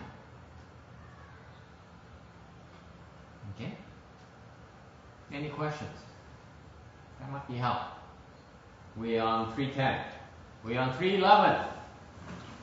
All these beings have been wandering for a long, long time.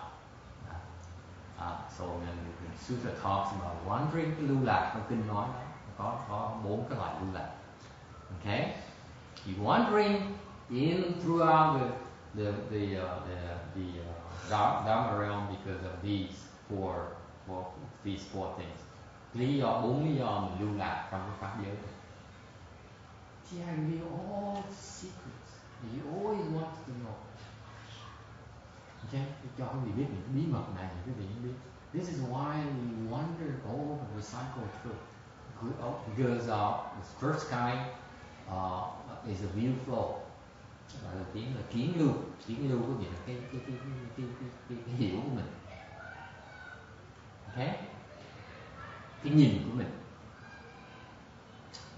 The view flow in the triple realm. Cái đầu tiên là tam thế kiến, meaning that your views, all your views, okay, cause you to wonder.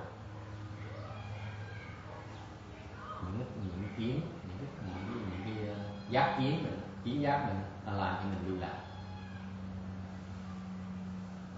Number 2 is desire flow. Cái thứ nhì là dục lưu.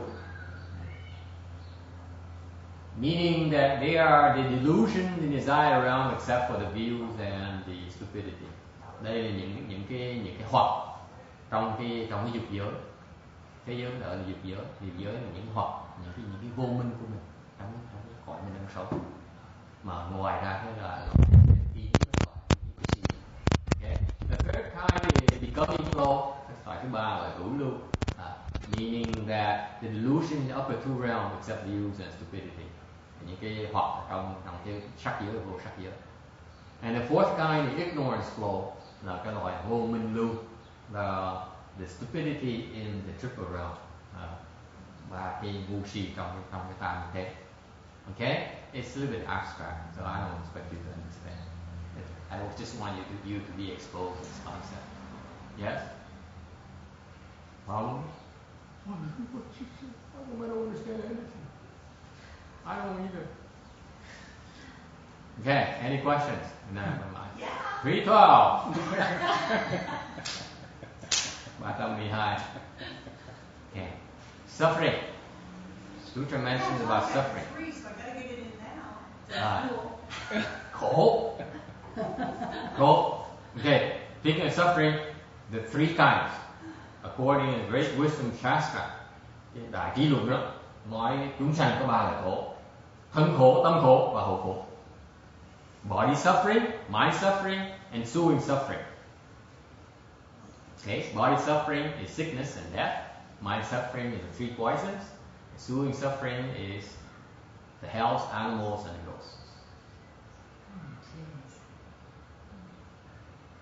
Okay, thân khổ là gì? Thân khổ là bệnh tật, cái chết, cái tử thần. Cái tâm khổ là 3 cái loại độc, tham sân si của mình là thân khổ. Of course, you're free of all that. Quý vị đâu có bị cái đó đâu, đâu có bị cái tham, mind suffering. Nhưng nó không bị cái tâm khổ đâu. Cái then if you're free, then you have no ensuing suffering. Nếu như vậy thì không bị cái hậu khổ. Hậu khổ là gì? Hậu nghĩa là gì? Sau này what's ensuing suffering? Huh? What's ensuing suffering? After your death, you fall to the three evil paths. If you do. Yeah, you will. If you do, yeah, and I say you will. No, when? Okay, any questions? Okay, next. 313. The heart's jumping, the gaze of the best someone, the eye is not leaving him for a moment. Họ tới đó là họ sung sướng như sao? Được, nhìn Phật mới là sung sướng như sao? Tiếng là xong rồi chiêm ngưỡng dung nhan của Phật mà không có rời, không có chớp mắt.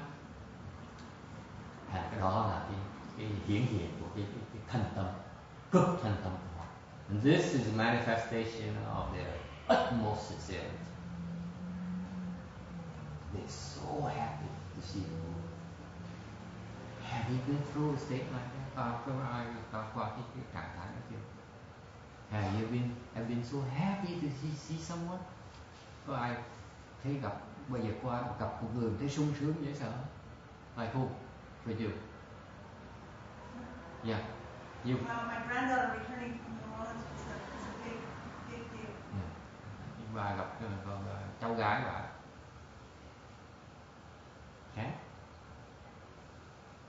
Okay, the man, have you any confession to make? Anyone that you're so happy to see? It's what you say remains here in Rosemary Temple and our website. Okay, gaze, chiêm ngưỡng. The gaze of the Buddha is awesome virtues and profound wisdom. Chiêm ngưỡng and his adorned features. The Buddha is quite a sight. Look at the Buddha. You can't help but be awe and admire his physical presence. Gặp Phật, tôi chưa bây giờ gặp hết như đều gặp Phật đó là đương nhiên cái động chiêm ngưỡng tại Phật đẹp thì Phật đẹp trai mới là cái thần lực Phật dễ sợ, gặp cái này cung kính như thế. The Buddha is extremely handsome, you know, even to man, it's extremely handsome. Okay, that's why like when his cousin Ananda took a look at the Buddha and said, "Oh, you're so handsome. I want to live the whole life and be just like you." Ông Ananda khi còn ở nhà còn tại gia gặp Phật một cái, ôi trời, Phật đẹp trai quá, con cũng muốn được đẹp trai như Phật. Mà ông Ananda đẹp trai quá trời. You know, Ananda is so handsome himself. He's so handsome, Ananda. And yet when he take a look at the Buddha and say, "Wow, this is what I call handsome, man." And then he left the home life. Ông Ananda kỳ đã đẹp trai rồi, gặp người đẹp trai hơn ông nữa, mê nên đứt bỏ nhà, bỏ cha, bỏ mẹ, bỏ họ hàng đi tu. Ngầu không? Wow, this is how a handsome is really handsome. See, you don't believe it because you've never seen a person like that. You think you're the leader of you think Richard Gere, he's a Richard Gere or one of those guys. Is it physical handsome or is it? All the things, both physical and then spiritual as well. It's incredible statement.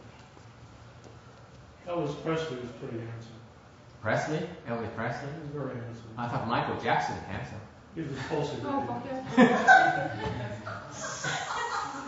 Hey. When he was a child and young man. Over there. Before he was... I will tell you, I will make a confession for you. I'm a Michael Jackson fan. Ông này ông nói là tôi nói ông Michael Jackson đẹp trai, ông nói ông này fan xấu dễ sợ. Tôi nói họ bậy đừng chạm tôi.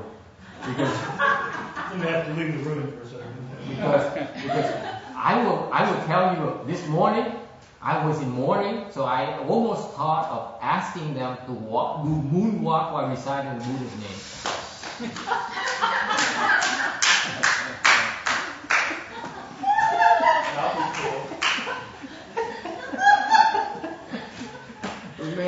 Sáng nay là tôi nói thiệt các bác thì sáng nay là tôi tính yêu cầu quý vị là đi bác biết bu quá là gì đi mà giống như đi niệm Phật đó. get too excited. You know they're recording all this stuff. You're getting carried away. Somebody's gonna see this. You drive Shakyamuni.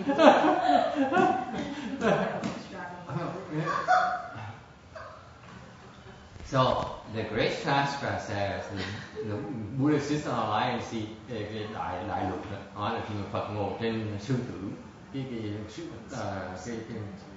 ghế sư tử đó, he manifests the most superb body, hiện cái thân đẹp không tưởng tượng, đẹp không tưởng tượng. Nói về đẹp ha, đẹp Phật thân thật đẹp không thể tưởng, đẹp nhất rồi. To tell you the truth in terms of, see I'm not such a beauty. Tôi thích đẹp vậy sao? Okay, tôi mê đẹp lắm. And I will tell you that I'd love to take a look at the Buddha. So I can't wait to open my spiritual eye and take a look at the Buddha. Tôi bữa nào tôi có thần thông tôi mở mắt thiên nhãn tôi nhìn Phật một cái cho nó đã. Tôi thần thông chỉ nhìn Phật thôi. Okay, and then he has his radiant lights. You see, Phật phát quang. You know that? Phật he radiates lights naturally. Quang Phật nó đẹp vậy sao? Cái ánh sáng Phật nó đẹp vậy sao? Và ánh sáng nó nhiều mà nó mình gặp mình thấy mình thoải mái. Nhưng không phải mình gặp ánh sáng mà như cái đèn nó sáng quá mắt mình chói quá như vậy. Cái sáng Phật nó làm gì mà làm mình mát, làm mình sung sướng, rất đặc biệt. Okay? So the Buddhist light is very special. It makes you feel cool, makes you feel clear-headed, makes you feel comfortable and happy, extremely happy. Okay? And then it has awesome virtues. Cái đức, Phật đức, oai đức mình dễ sợ. Đức có nghĩa là gì? Thấy ngồi yên mình nể. Awesome virtue because it's the moment you catch an eye of him, you naturally bring forth a mind of respect. You become respectful immediately. Okay? And that's because of all due his spiritual powers. And he moves you because his spiritual powers and the design there is that for you to bring forth faith, and if you have faith, then you all will reach Buddha. Phật làm chuyện người hợp đâu. Phật có dùng thần thông làm đẹp, làm sáng, làm oai đức như vậy để mình thấy mình sinh cái lòng kính phục, mình phát cái lòng tin. Có lòng tin, nếu quý vị phát cái lòng tin thì quý vị sẽ thành Phật chắc chắn. Okay, question. Aren't you tired? I'm so tired by it. I get so excited thinking about the Buddha. Chapter 2. On slide 314, at that time the honored one stretched forth his golden-colored arm and rubbed the crowns of all the division bodies of Earth Store Bodhisattva from the hundreds of thousands of tens of thousands of millions of thinkable. Wait a minute, didn't we go through this?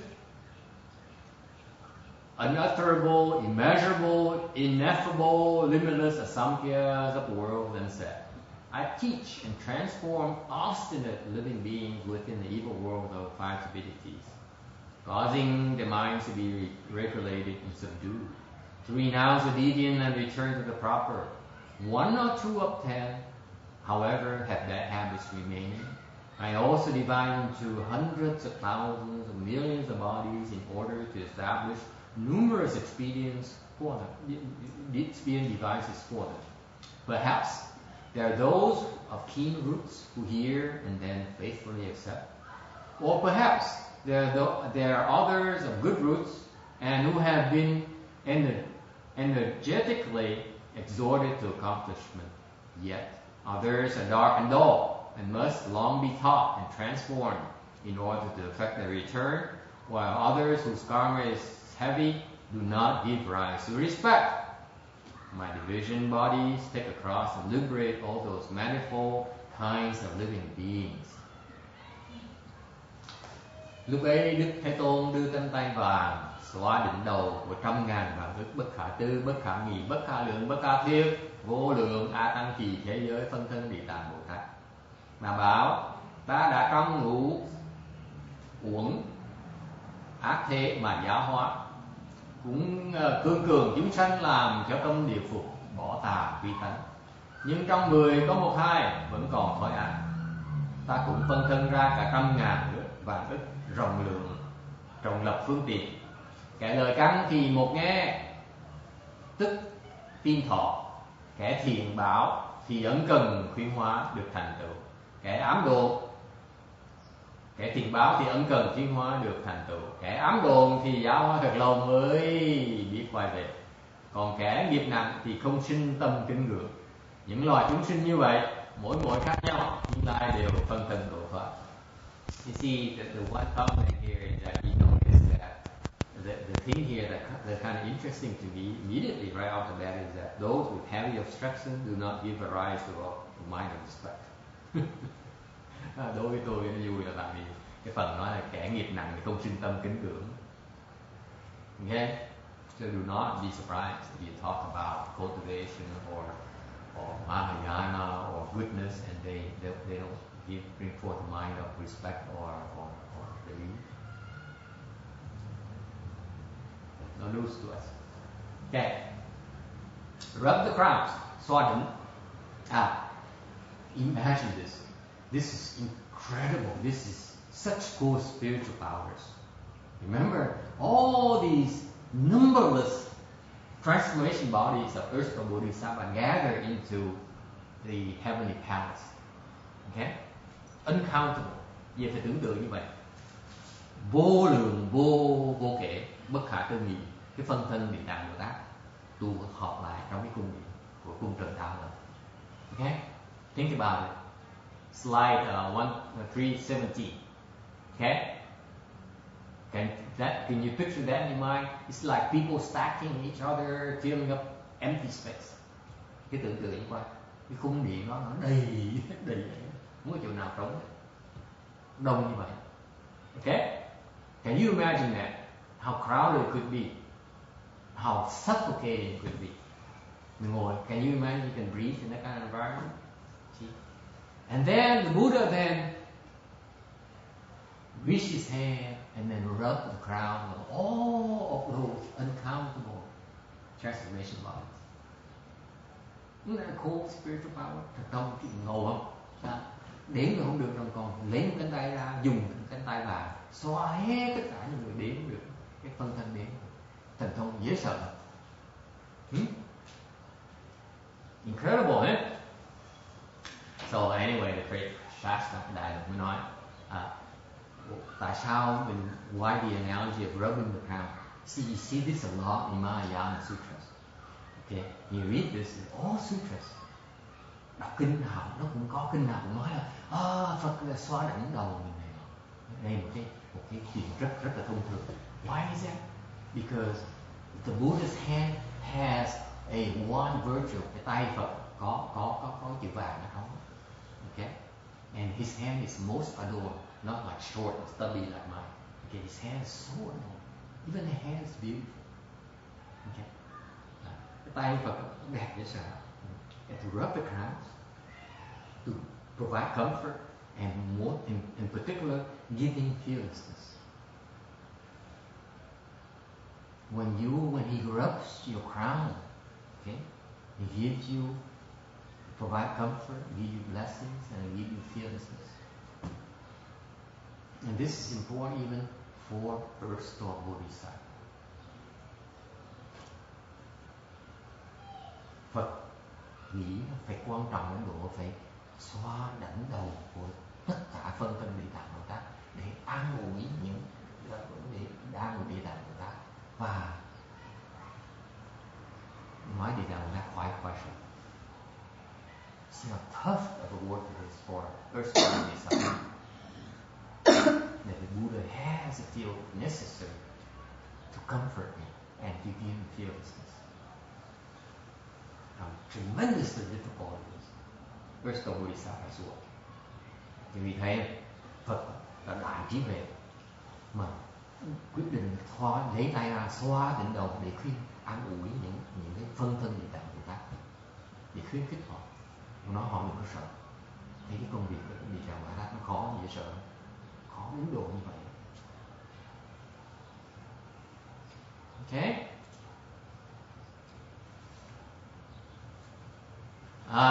So then in light of Buddha's power, nói về cái phần Phật lực.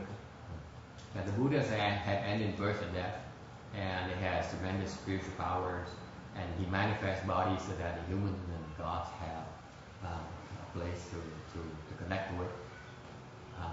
Phật đó là đã đoạn sanh tử rồi, nhưng đều vẫn hiện cái thân ra để cho người mình, thiên và nhân, trời và người có thể liên lạc được và tới để mà quy y, để mà nương tựa.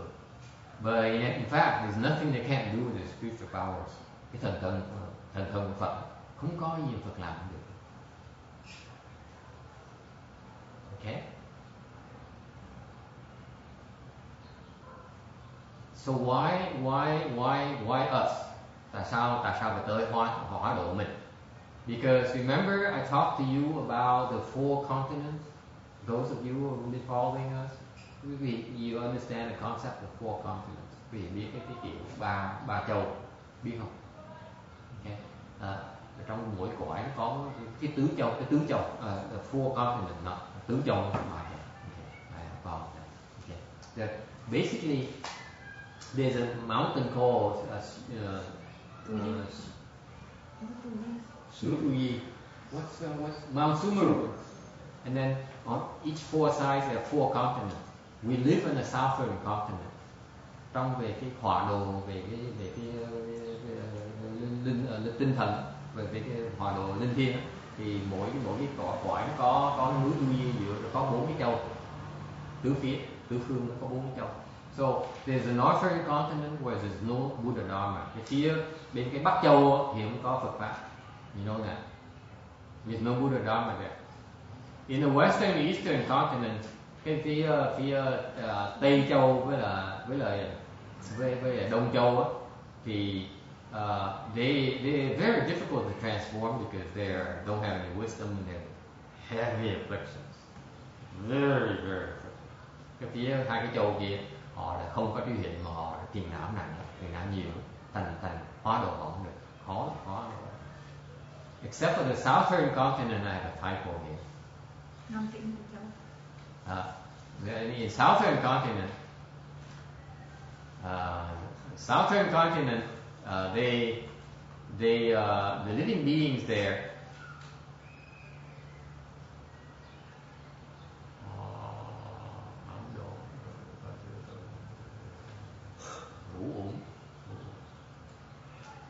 Okay, excuse me, I make the correction before I forget. Okay, I have a typo, a couple of typos. Okay, in the southern continent, okay, bên phía cái Nam Châu mình á, là chúng sanh thích làm ác đó, thích tạo nghiệp như sợ. The living beings, the residents of the southern continent, love to create offenses, but they're transformers. You know what it means? Huh? No. Anyone follow the movies? You guys are no fun. Chán. Người tại gia mình chán bác. Quê. Không biết bác biết Transformer là gì không? Không biết đâu mà. Bác cũng quê. Ai biết Transformer là gì? Anyone know what Transformers are? Anyone ever heard of Transformers? Thank you. I like you too. Transformers. What's that?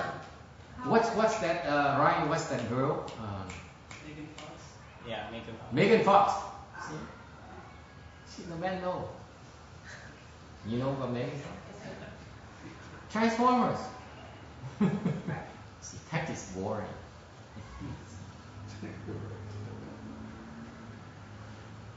What kind of man are you? I'll loan you the movie. Anyway. I don't want to see it. You don't want to see her. No. You also think that just like Michael Jackson, you don't think much of Michael Jackson. No. And so it's the same thing with Megan Fox. That's a great movie. Có cái cine á, gọi là Transformer, nó biến đổi dạng, nó người hoặc là người robot, hoặc nó biến thành chiếc xe, họ biến thành cái phi tỷ, họ biến đủ dạng hết, biến hóa, và okay. Why do I say that? Hơi nhiều những chữ này. What I'm getting at is that just to celebrate a new movie coming out, and so we get a chance to see a new movie. Don't think that my lectures are boring, okay? I live life to the fullest. But when you want to put the movie into it, I don't know. Because we have Transformers to us old guys means step down voltage changes, step up. What? It means to change the voltage in the line. Oh, that's a good one, Randy. That's a good one. Change the That's voltage why in the line. you remember the city 10,000 Buddhas, they were always complaining because the electrical bill was so high, they didn't have any step down transformers. All the electricity brought in 10,000 volts and burn a lot of amps.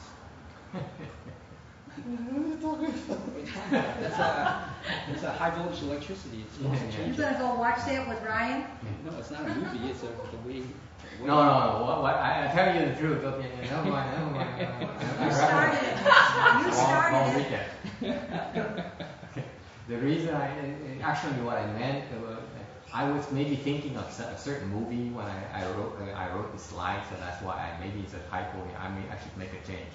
Chắc tôi phải sửa, tại lúc tôi sửa soạn cái bài giảng này như tôi đã nghĩ về cái CD transformer thành biến trở. What I mean is that what I'm trying to say is that in the southern continent, living beings, cái Nam Châu này, chúng sanh này thích làm bậy lắm. Does it ring a bell? In the southern continent, living beings love to create offenses, love to do bad things. Okay, they don't do evil things. Like India? Huh? They love to be what's that? To cause trouble. Cause trouble? No. Yeah, create offenses, right? Thầy Nam Châu Bộ Châu mình tu dữ lắm chứ đâu sao thầy nói vậy? Is this like South American? Có mình bác Nam Bộ Châu. mình bác còn tụi nó còn lại. Tụi họ Tu thành Phật. họ không hiểu như mình đâu. Mình biết tu, người ta đâu biết tu. Rồi, the typical southern continent resident, cái người mà thông thường những người sống Nam Châu này thích làm vậy. Thích nói thôi. Cái này Phật nói nhưng mà tôi nói thôi. See, no one takes me seriously anymore. After this Transformers thing is a disaster. What's the southern continent in our world? Would that be the United States? I think it's this Southern Africa. Is it? Because I remember hearing Master Shinwa, he referred to as the northern continent equivalent to Russia in our He line. confuses. He makes things more confusing. Okay, well, I thought It's a spiritual thing. It's a spiritual distinction. Okay. Because where's Mount Sumer? We can't see it either. Yeah. Where's Mount Sumer? You tell me if the U.S. is a southern continent, which we are, hopefully. Ông nói ông Tuyên Quang giảng là cái Nam Châu là phải nước Mỹ, nó không có đâu. Cái đó là Tuyên Quang giảng này, nó giảng vậy là mình khó gì đâu. Tại vì cái núi Tu Di đâu thấy đâu. Cái này là cái phân biệt về cái linh thiêng. You have to open your spiritual eyes to see it. Okay? They open these eyes. That's the southern continent. I go there to work. So as soon as they reach the limit of the southern continent, they stop. See? Anyway, I retract the transformer thing. I will change it. Okay. What I'm getting at is that southern continent, cái người bên sống cái Nam Châu này thích làm vậy. Nghe giảng Phật pháp á, thì thích nghe. Niệm Phật tới mình mới tới buổi sáng tới niệm Phật khoảng như 10 phút chạm quả rồi đi về. Trong buổi sáng mình có 5-6 người đó, có ai có hơn tuần nào 5-6 người nữa. người thứ bảy vô một cái ôi chạm quả, ôi đi qua xin đề vui, qua xin đề transformer vui hả? Okay. So what happened? I'm telling them in Vietnamese because she says, you know, southern continent people, they are cultivators. And no. See, they love to do mischiefs. And in the morning you recite the Buddha's name. You know, people come here for 5 minutes, 10 minutes, and they leave, and it's boring. I go see a movie, it's more fun. You know, go to a park or something. Okay? So they rather do mischiefs. Okay? But in spite of that, mặc dù rất là bậy, đều có một cái đặc sắc này rất là đặc biệt về người Nam Châu này, chúng mình. But there's one particular characteristic for us South African continent residents is that we are transformable. Okay? I mean transformable, not transformers. I like Transformers. Thành ra nhưng điều cái đặc biệt mình đó là cái người sống với Nam Châu này phải dạy được, giáo hóa được. Bao nhiêu rất là bậy để nói thì nghe là biết là. So they like to do mischief, but they can listen to reason. Does it ring a bell? That's a good king. Does it ring a bell? Yeah. You ring my bell. Okay. Ding, ding, ding, ding, ding, ding. I already forgot the 4 kinds of offerings. I'm with you, Randy. We'll go back to the What was office. that? I forgot. Okay, any questions? Mắc gì không? Các mắc gì nữa không? Bạch thầy Nam Thiện Phổ Châu này Phật thuyết pháp, còn mấy chỗ khác không có Phật giáo thôi. Yeah. Bởi vậy phải tới đây tại vì người đều có phước thì mới phá được, nó thích phá là nó có phước mới phá được, mà nó có phước nó mới nghe được, như vậy. Cái phước nó loại hai loại phước để phá mà phước để mà tu.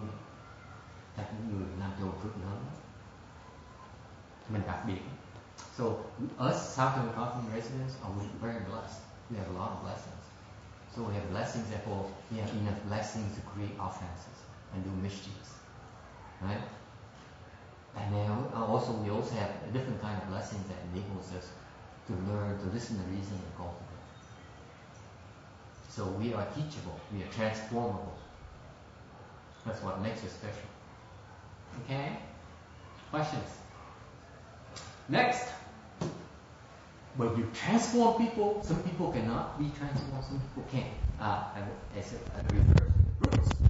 Tại sao có người có thể giáo hóa được, có người giáo hóa được? Thì vì cái căn của người là cái căn khác nhau. So we all have different kinds of roots. Okay? The sutra says obstinate. Kinh nói là cương cường. Obstinate refers to gáo chảo, như mấy người đó không có theo quy luật. They do not follow rules. And those whose mind can be subdued, những người mà tâm được điều phục được, they more harmonious, they like receiving teaching, neither opposing nor doubting.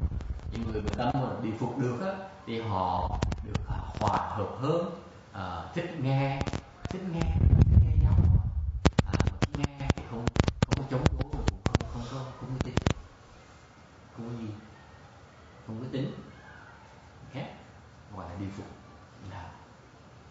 And the roots, the kin roots, những người có loại lợi căn là căn cơ cao đó. They come from past lives, tại vì kiếp trước đã tu rồi. They cultivated before. Okay? That's why now they have kin roots. Bây giờ nó lợi căn. And they can't be born by transformation or by womb. Là có thể thường họ sinh bằng thai hoặc là sinh bằng hóa. Nghĩa là gì? What does it mean? In general, you're born in a womb as human beings. Thường sinh là người thì sinh bằng thai, sinh trên trời thì sinh bằng hóa. So when you're born in heaven, you're born by transformation. That's what this refers to. Humans and the gods. That's their kind of birth. Is there a southern continent is like the earth and the heavens? Yeah. Well, the heavens are above all 4 continents. But all the gods have 50 roots. Những cái người trời, căn cơ họ cao lắm. họ tu được. They intelligent and wise. Người đó thông minh và có trí huệ. On hearing Dharma, they immediately accept it. Những người mà lời căn thì sự lời căn, nghe pháp nghe nhạc pháp thì tin này that's superior. And so what happened is,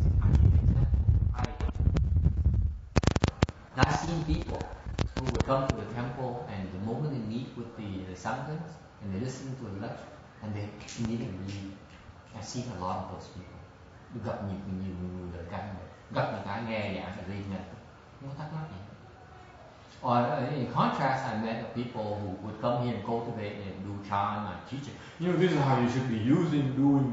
You practice. This is how you should meditate. This is superior form meditation.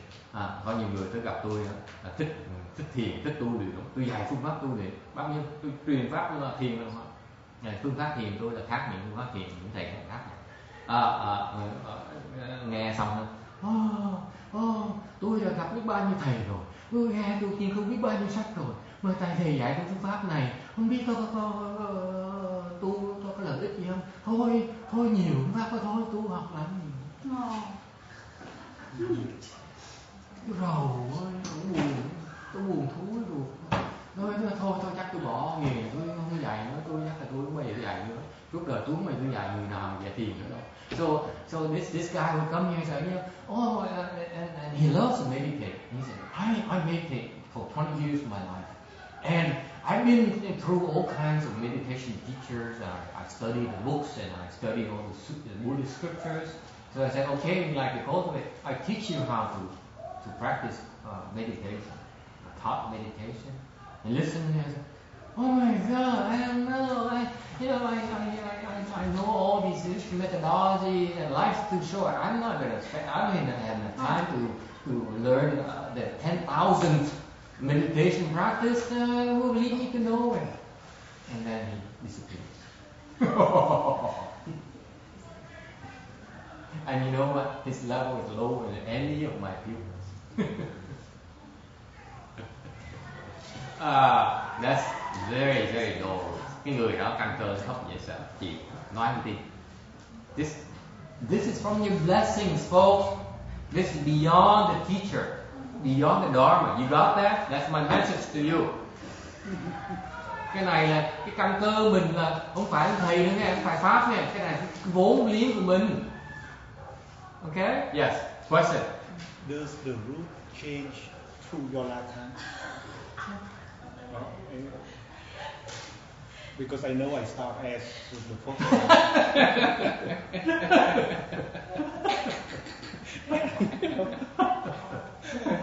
Okay, we'll. I will not comment on that because the days is getting close. Don't need to open another can of worms. So the examples of people who have short roots are Shariputra and Moggallana. Cái ví dụ của người mà lời căn đó là cái hàng như là Xá Lợi Phất hoặc là người Mục Kiền Liên.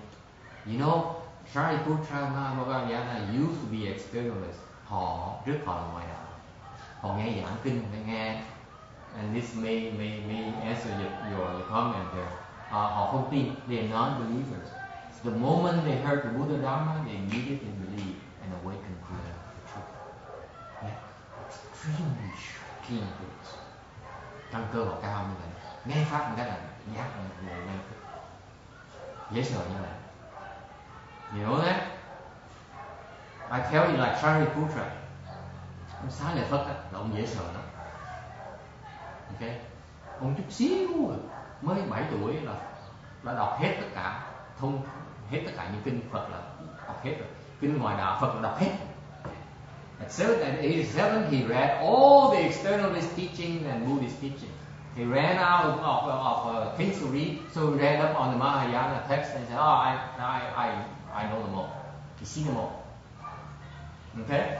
But when he started to cultivate, he followed the externalist path. Khi tu, không có thầy, thầy theo từ ngoại đạo tu. So he after he met the Buddha, I skipped that part because I'm running out of time. Tôi phải nhảy đi tại vì hết giờ rồi. Tôi phải nhắc cái gì là hết giờ. Nhắc tôi gì mà hết giờ đi. Remind you when it comes 3 o'clock. Remind me it's 3 o'clock, Master. You know, wrap it up, Master. You know, we have things to do, places to go. Nhắc cái gì là đừng có ngại hết. Tới 3 giờ thế này nhắc khéo tôi nói thầy ơi hết giờ rồi. Tôi có một đời khác chứ không phải là chỉ là ngồi nghe pháp thôi. So anyway, I skipped that part. So he became a monk. Ông cạo đầu ông tu Phật. Okay. So what happened is that he practiced the Buddha, and then as soon as he became a monk, okay, his uncle knew about it. Cái ông cậu ông nghe được là ông này cạo đầu, ông cậu người ngoài đạo, ông cậu bất mãn, chạy tới đấu Phật. So the uncle immediately flew over to meet with the Buddha and said, I challenge you. Okay? Cậu tới đấu pháp với Phật để đòi là đứa cháu. Thằng cháu nó thằng giỏi mà cái dòng họ Bà La Môn, rồi đi tu theo đuổi Phật pháp với quý vị bậy bạ được. We are Brahmin people. We are Brahmin sex. We are superior kinds of race. We are not going to waste our time with this Buddhist thing here. Okay? No, yes, sir. You know what happened is that so Shariputra listens to the Buddha debate with his uncle. Ông nghe sao lại Phật, nghe Phật đấu pháp với ông cậu và đạo giỏi dễ sợ. Okay? He listened to the Buddha debate with his uncle. He became an arhat. Right there. Nghe Phật đấu pháp, giảng pháp, đối pháp với ông cầu thôi, thành A-la-hán này. Dễ sợ. Cái này Phật không giảng cho ổng nha, chỉ đấu với ông cầu thôi. Đứng mà nghe, phải đứng hầu Phật. đừng sợ không biết Phật tu một cái bị ông dám mũi sách đầu tay đem về với ổng, kéo về với ổng. So he was worried. He stood there very respectfully, kind of fearing that the Buddha might lose, and then he might have to follow his uncle back. Before being pulled by the ear back, you naughty boy, how could you leave the whole life? Okay? So he's sitting there listening attentively. He listens and he came out. Nghe cái giác ngồi. That is sharp roots. Dễ sợ.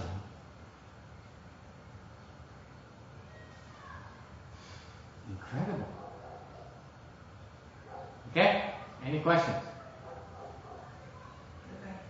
Buddha quý. Một kiện nguyên á thì dạng là lại căn phòng nhưng có cái đoạn dạng mà nghe thì hiểu còn không nghe thì mình biết không hiểu thì đó là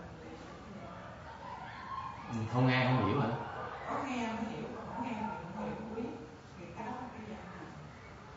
Cái đó là không phải cái dạng, cái đó nó nói về cái pháp cái pháp họ là pháp họ tu pháp thanh văn hóa. Họ dùng cái âm thanh họ nghe họ không hiểu. Thái là thất tự ngồi nghe không hiểu. Mới giác ngồi nghe cái lời Phật giảng mà hiểu. Cái pháp họ như vậy. Okay? Pháp Bồ Tát tu nó khác. Và mỗi người có cái chuyên môn của họ.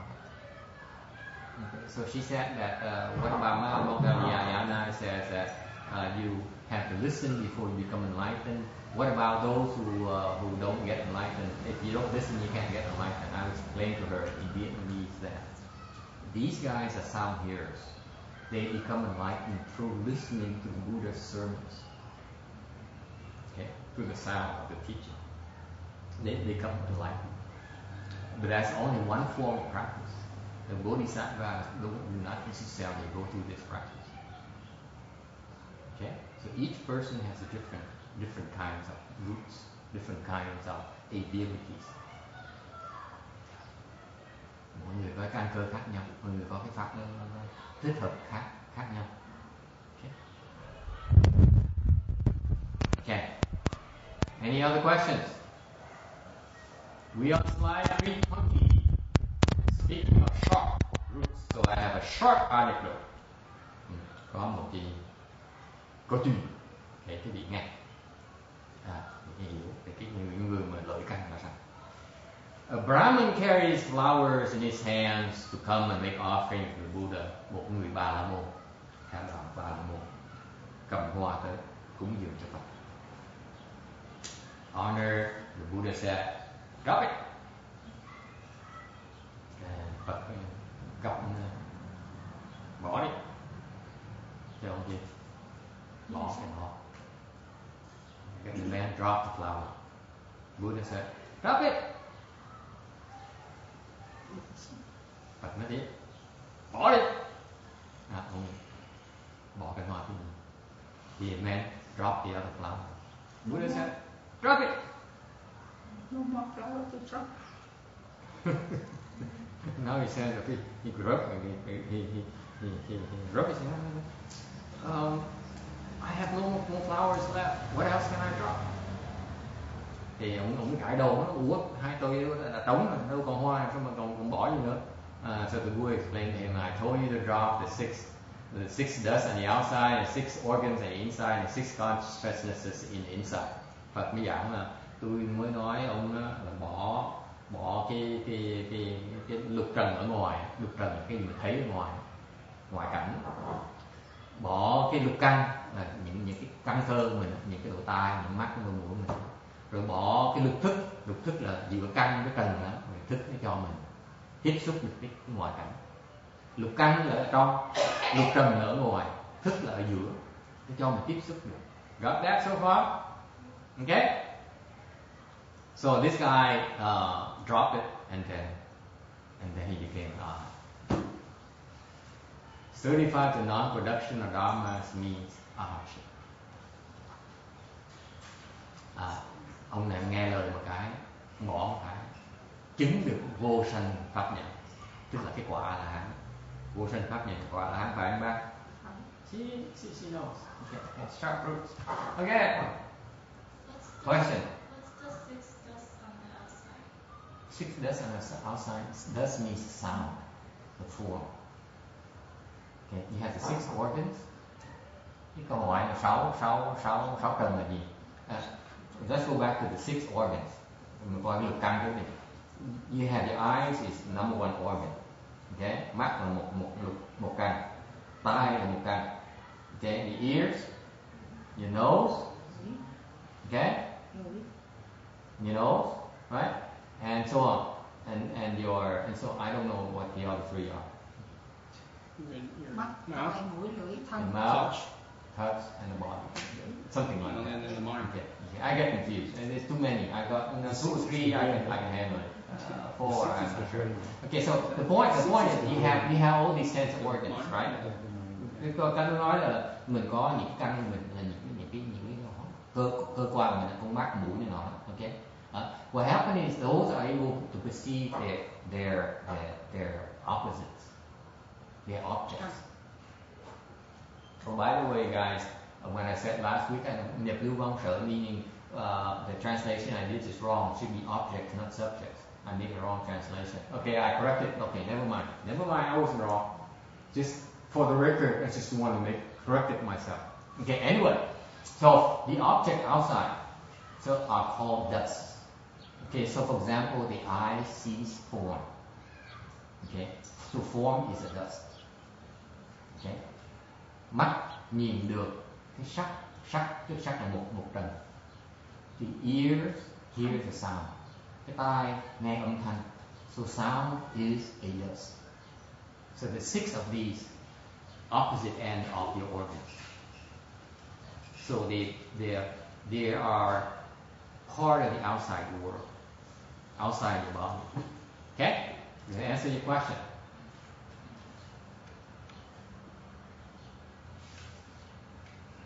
Okay. Short anecdote number 2. Câu chuyện thứ nhì.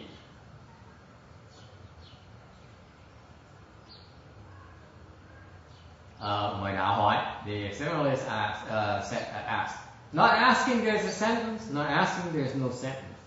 With the word honored one instruct me. Tới hỏi hóc búa, hỏi Phật, hỏi ác. Hỏi là không hỏi, có một câu. Không hỏi, không có câu Đức Thế Tôn thỉnh Đức Thế Tôn dạy cho con. So the Buddha remained silent. Phật im lặng. Remained silent for a long time, and the experimenter suddenly understood, bowed and then left. Thì sau im thời gian, ông ngoại đạo mê đột nhiên thức tỉnh, ngộ một cái, vái phục một cái, xong bỏ đi. Cái ngài A Nan Đà mới hỏi là cái người ngoại đạo nó hiểu cái gì vậy? So Ananda asked what principle the experiments obtained. The Buddha said, it's like a wood horse who sees a shadow whip immediately enter the proper path. Người Phật mới nói là giống như là con ngựa vậy, ngựa với cô, ngựa mà khi mà thấy cái bóng một cái roi, muốn hiểu ngay là đi đúng đường ngay là. Okay, any questions? Good, no questions. See, you're sharp. You understand immediately. Questions? Yes. No questions? Không thắc mắc gì hết hả? Okay, we end it here today. 322.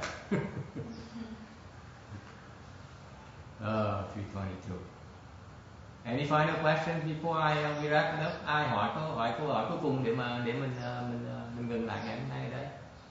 Ai thắc mắc gì nữa không? Yes? No? No questions?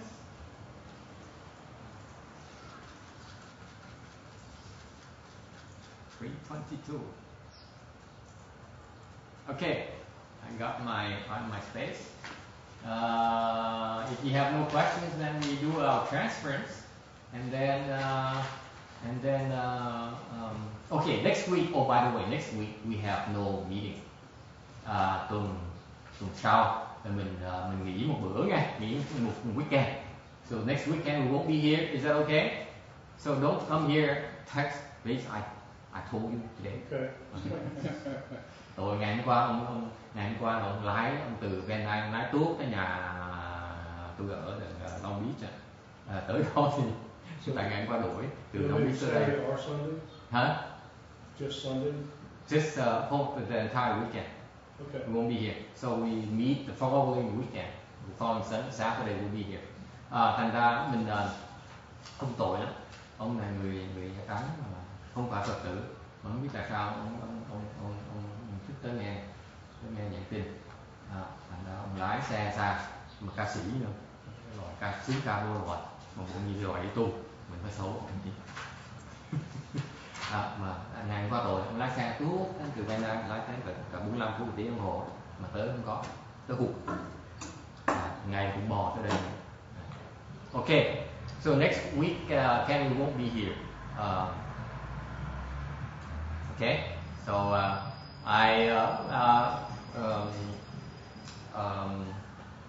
so we'll see you in 2 weeks. Nếu quý vị muốn tới tu thì thứ bảy tuần 2 tuần nữa sẽ tới. Alright. Any? Huh? What day is that? Let me see. Is it clear, Master, that all? Jimmy, you will post it on the website as well, right? And then I will also send you a flyer for the next Sunday, the 9th. Tháng 8 ngày 9 sẽ có cái pháp hội. I should have the flyer ready within a week or so. I will send it to you when we post it as well. It's for August, but July? Let me see. What day is that? The question is, can I clarify on the actual date? Let me see. Oh my God. And my PC has a RAM limitation, so it's slower than it should be. Is it calendar? Yes, calendar. Is it clear, Master, that all of our lessons are here now in the repaying kindness? Yeah, something like that. Okay, so what happened is next weekend, next Friday, Saturday, Sunday, we won't be here. So ngày 11, the 11th we'll be here, the 12th we'll be here. Yeah. Right? Is that right? 11 and July 12. July 11, 12. Okay. So ngày 11, ngày 12. Yeah. Okay. So we will meet together at that time. Usual time 9 o'clock. in the morning 9 to 11 we have the mỗi tuần là có học trừ Except July 4. Yeah, except usually we meet here unless we make a special announcement. Thường tuần nào mà tới hết, trừ khi mình có cái bận rộn mình nói cho biết trước thôi. Thì cuối tuần thứ bảy chủ nhật có ở đây. Okay. And okay. Anything else? And on the August the 9th, cái ngày tháng 9, tháng 8 ngày 9 này á, là sẽ có cái pháp hội đây. So after that, on the weekend, this weekend here, trong tháng 9 ngày 5 đến ngày 6 có pháp hội đây. And then the end of the September, we all go on vacation. We stop. Are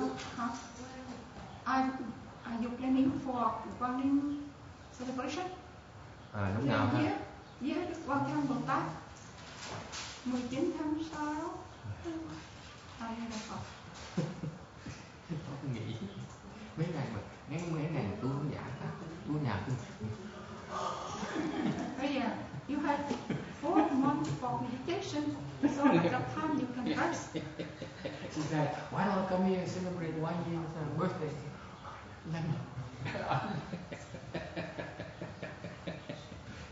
With cerveza, yeah. Okay. That's all. You didn't put it on there, man. Well, what? Oh, thank you. Let's do the transcripts and then we wrap it up. 5 and 6.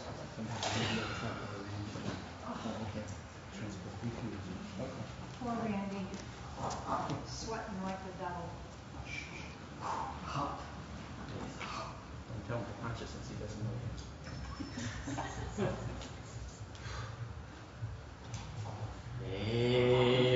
Merits and virtues adorn the Buddha's pure land, repaying the 4 kinds of kindness above, aiding the 3-fold paths below.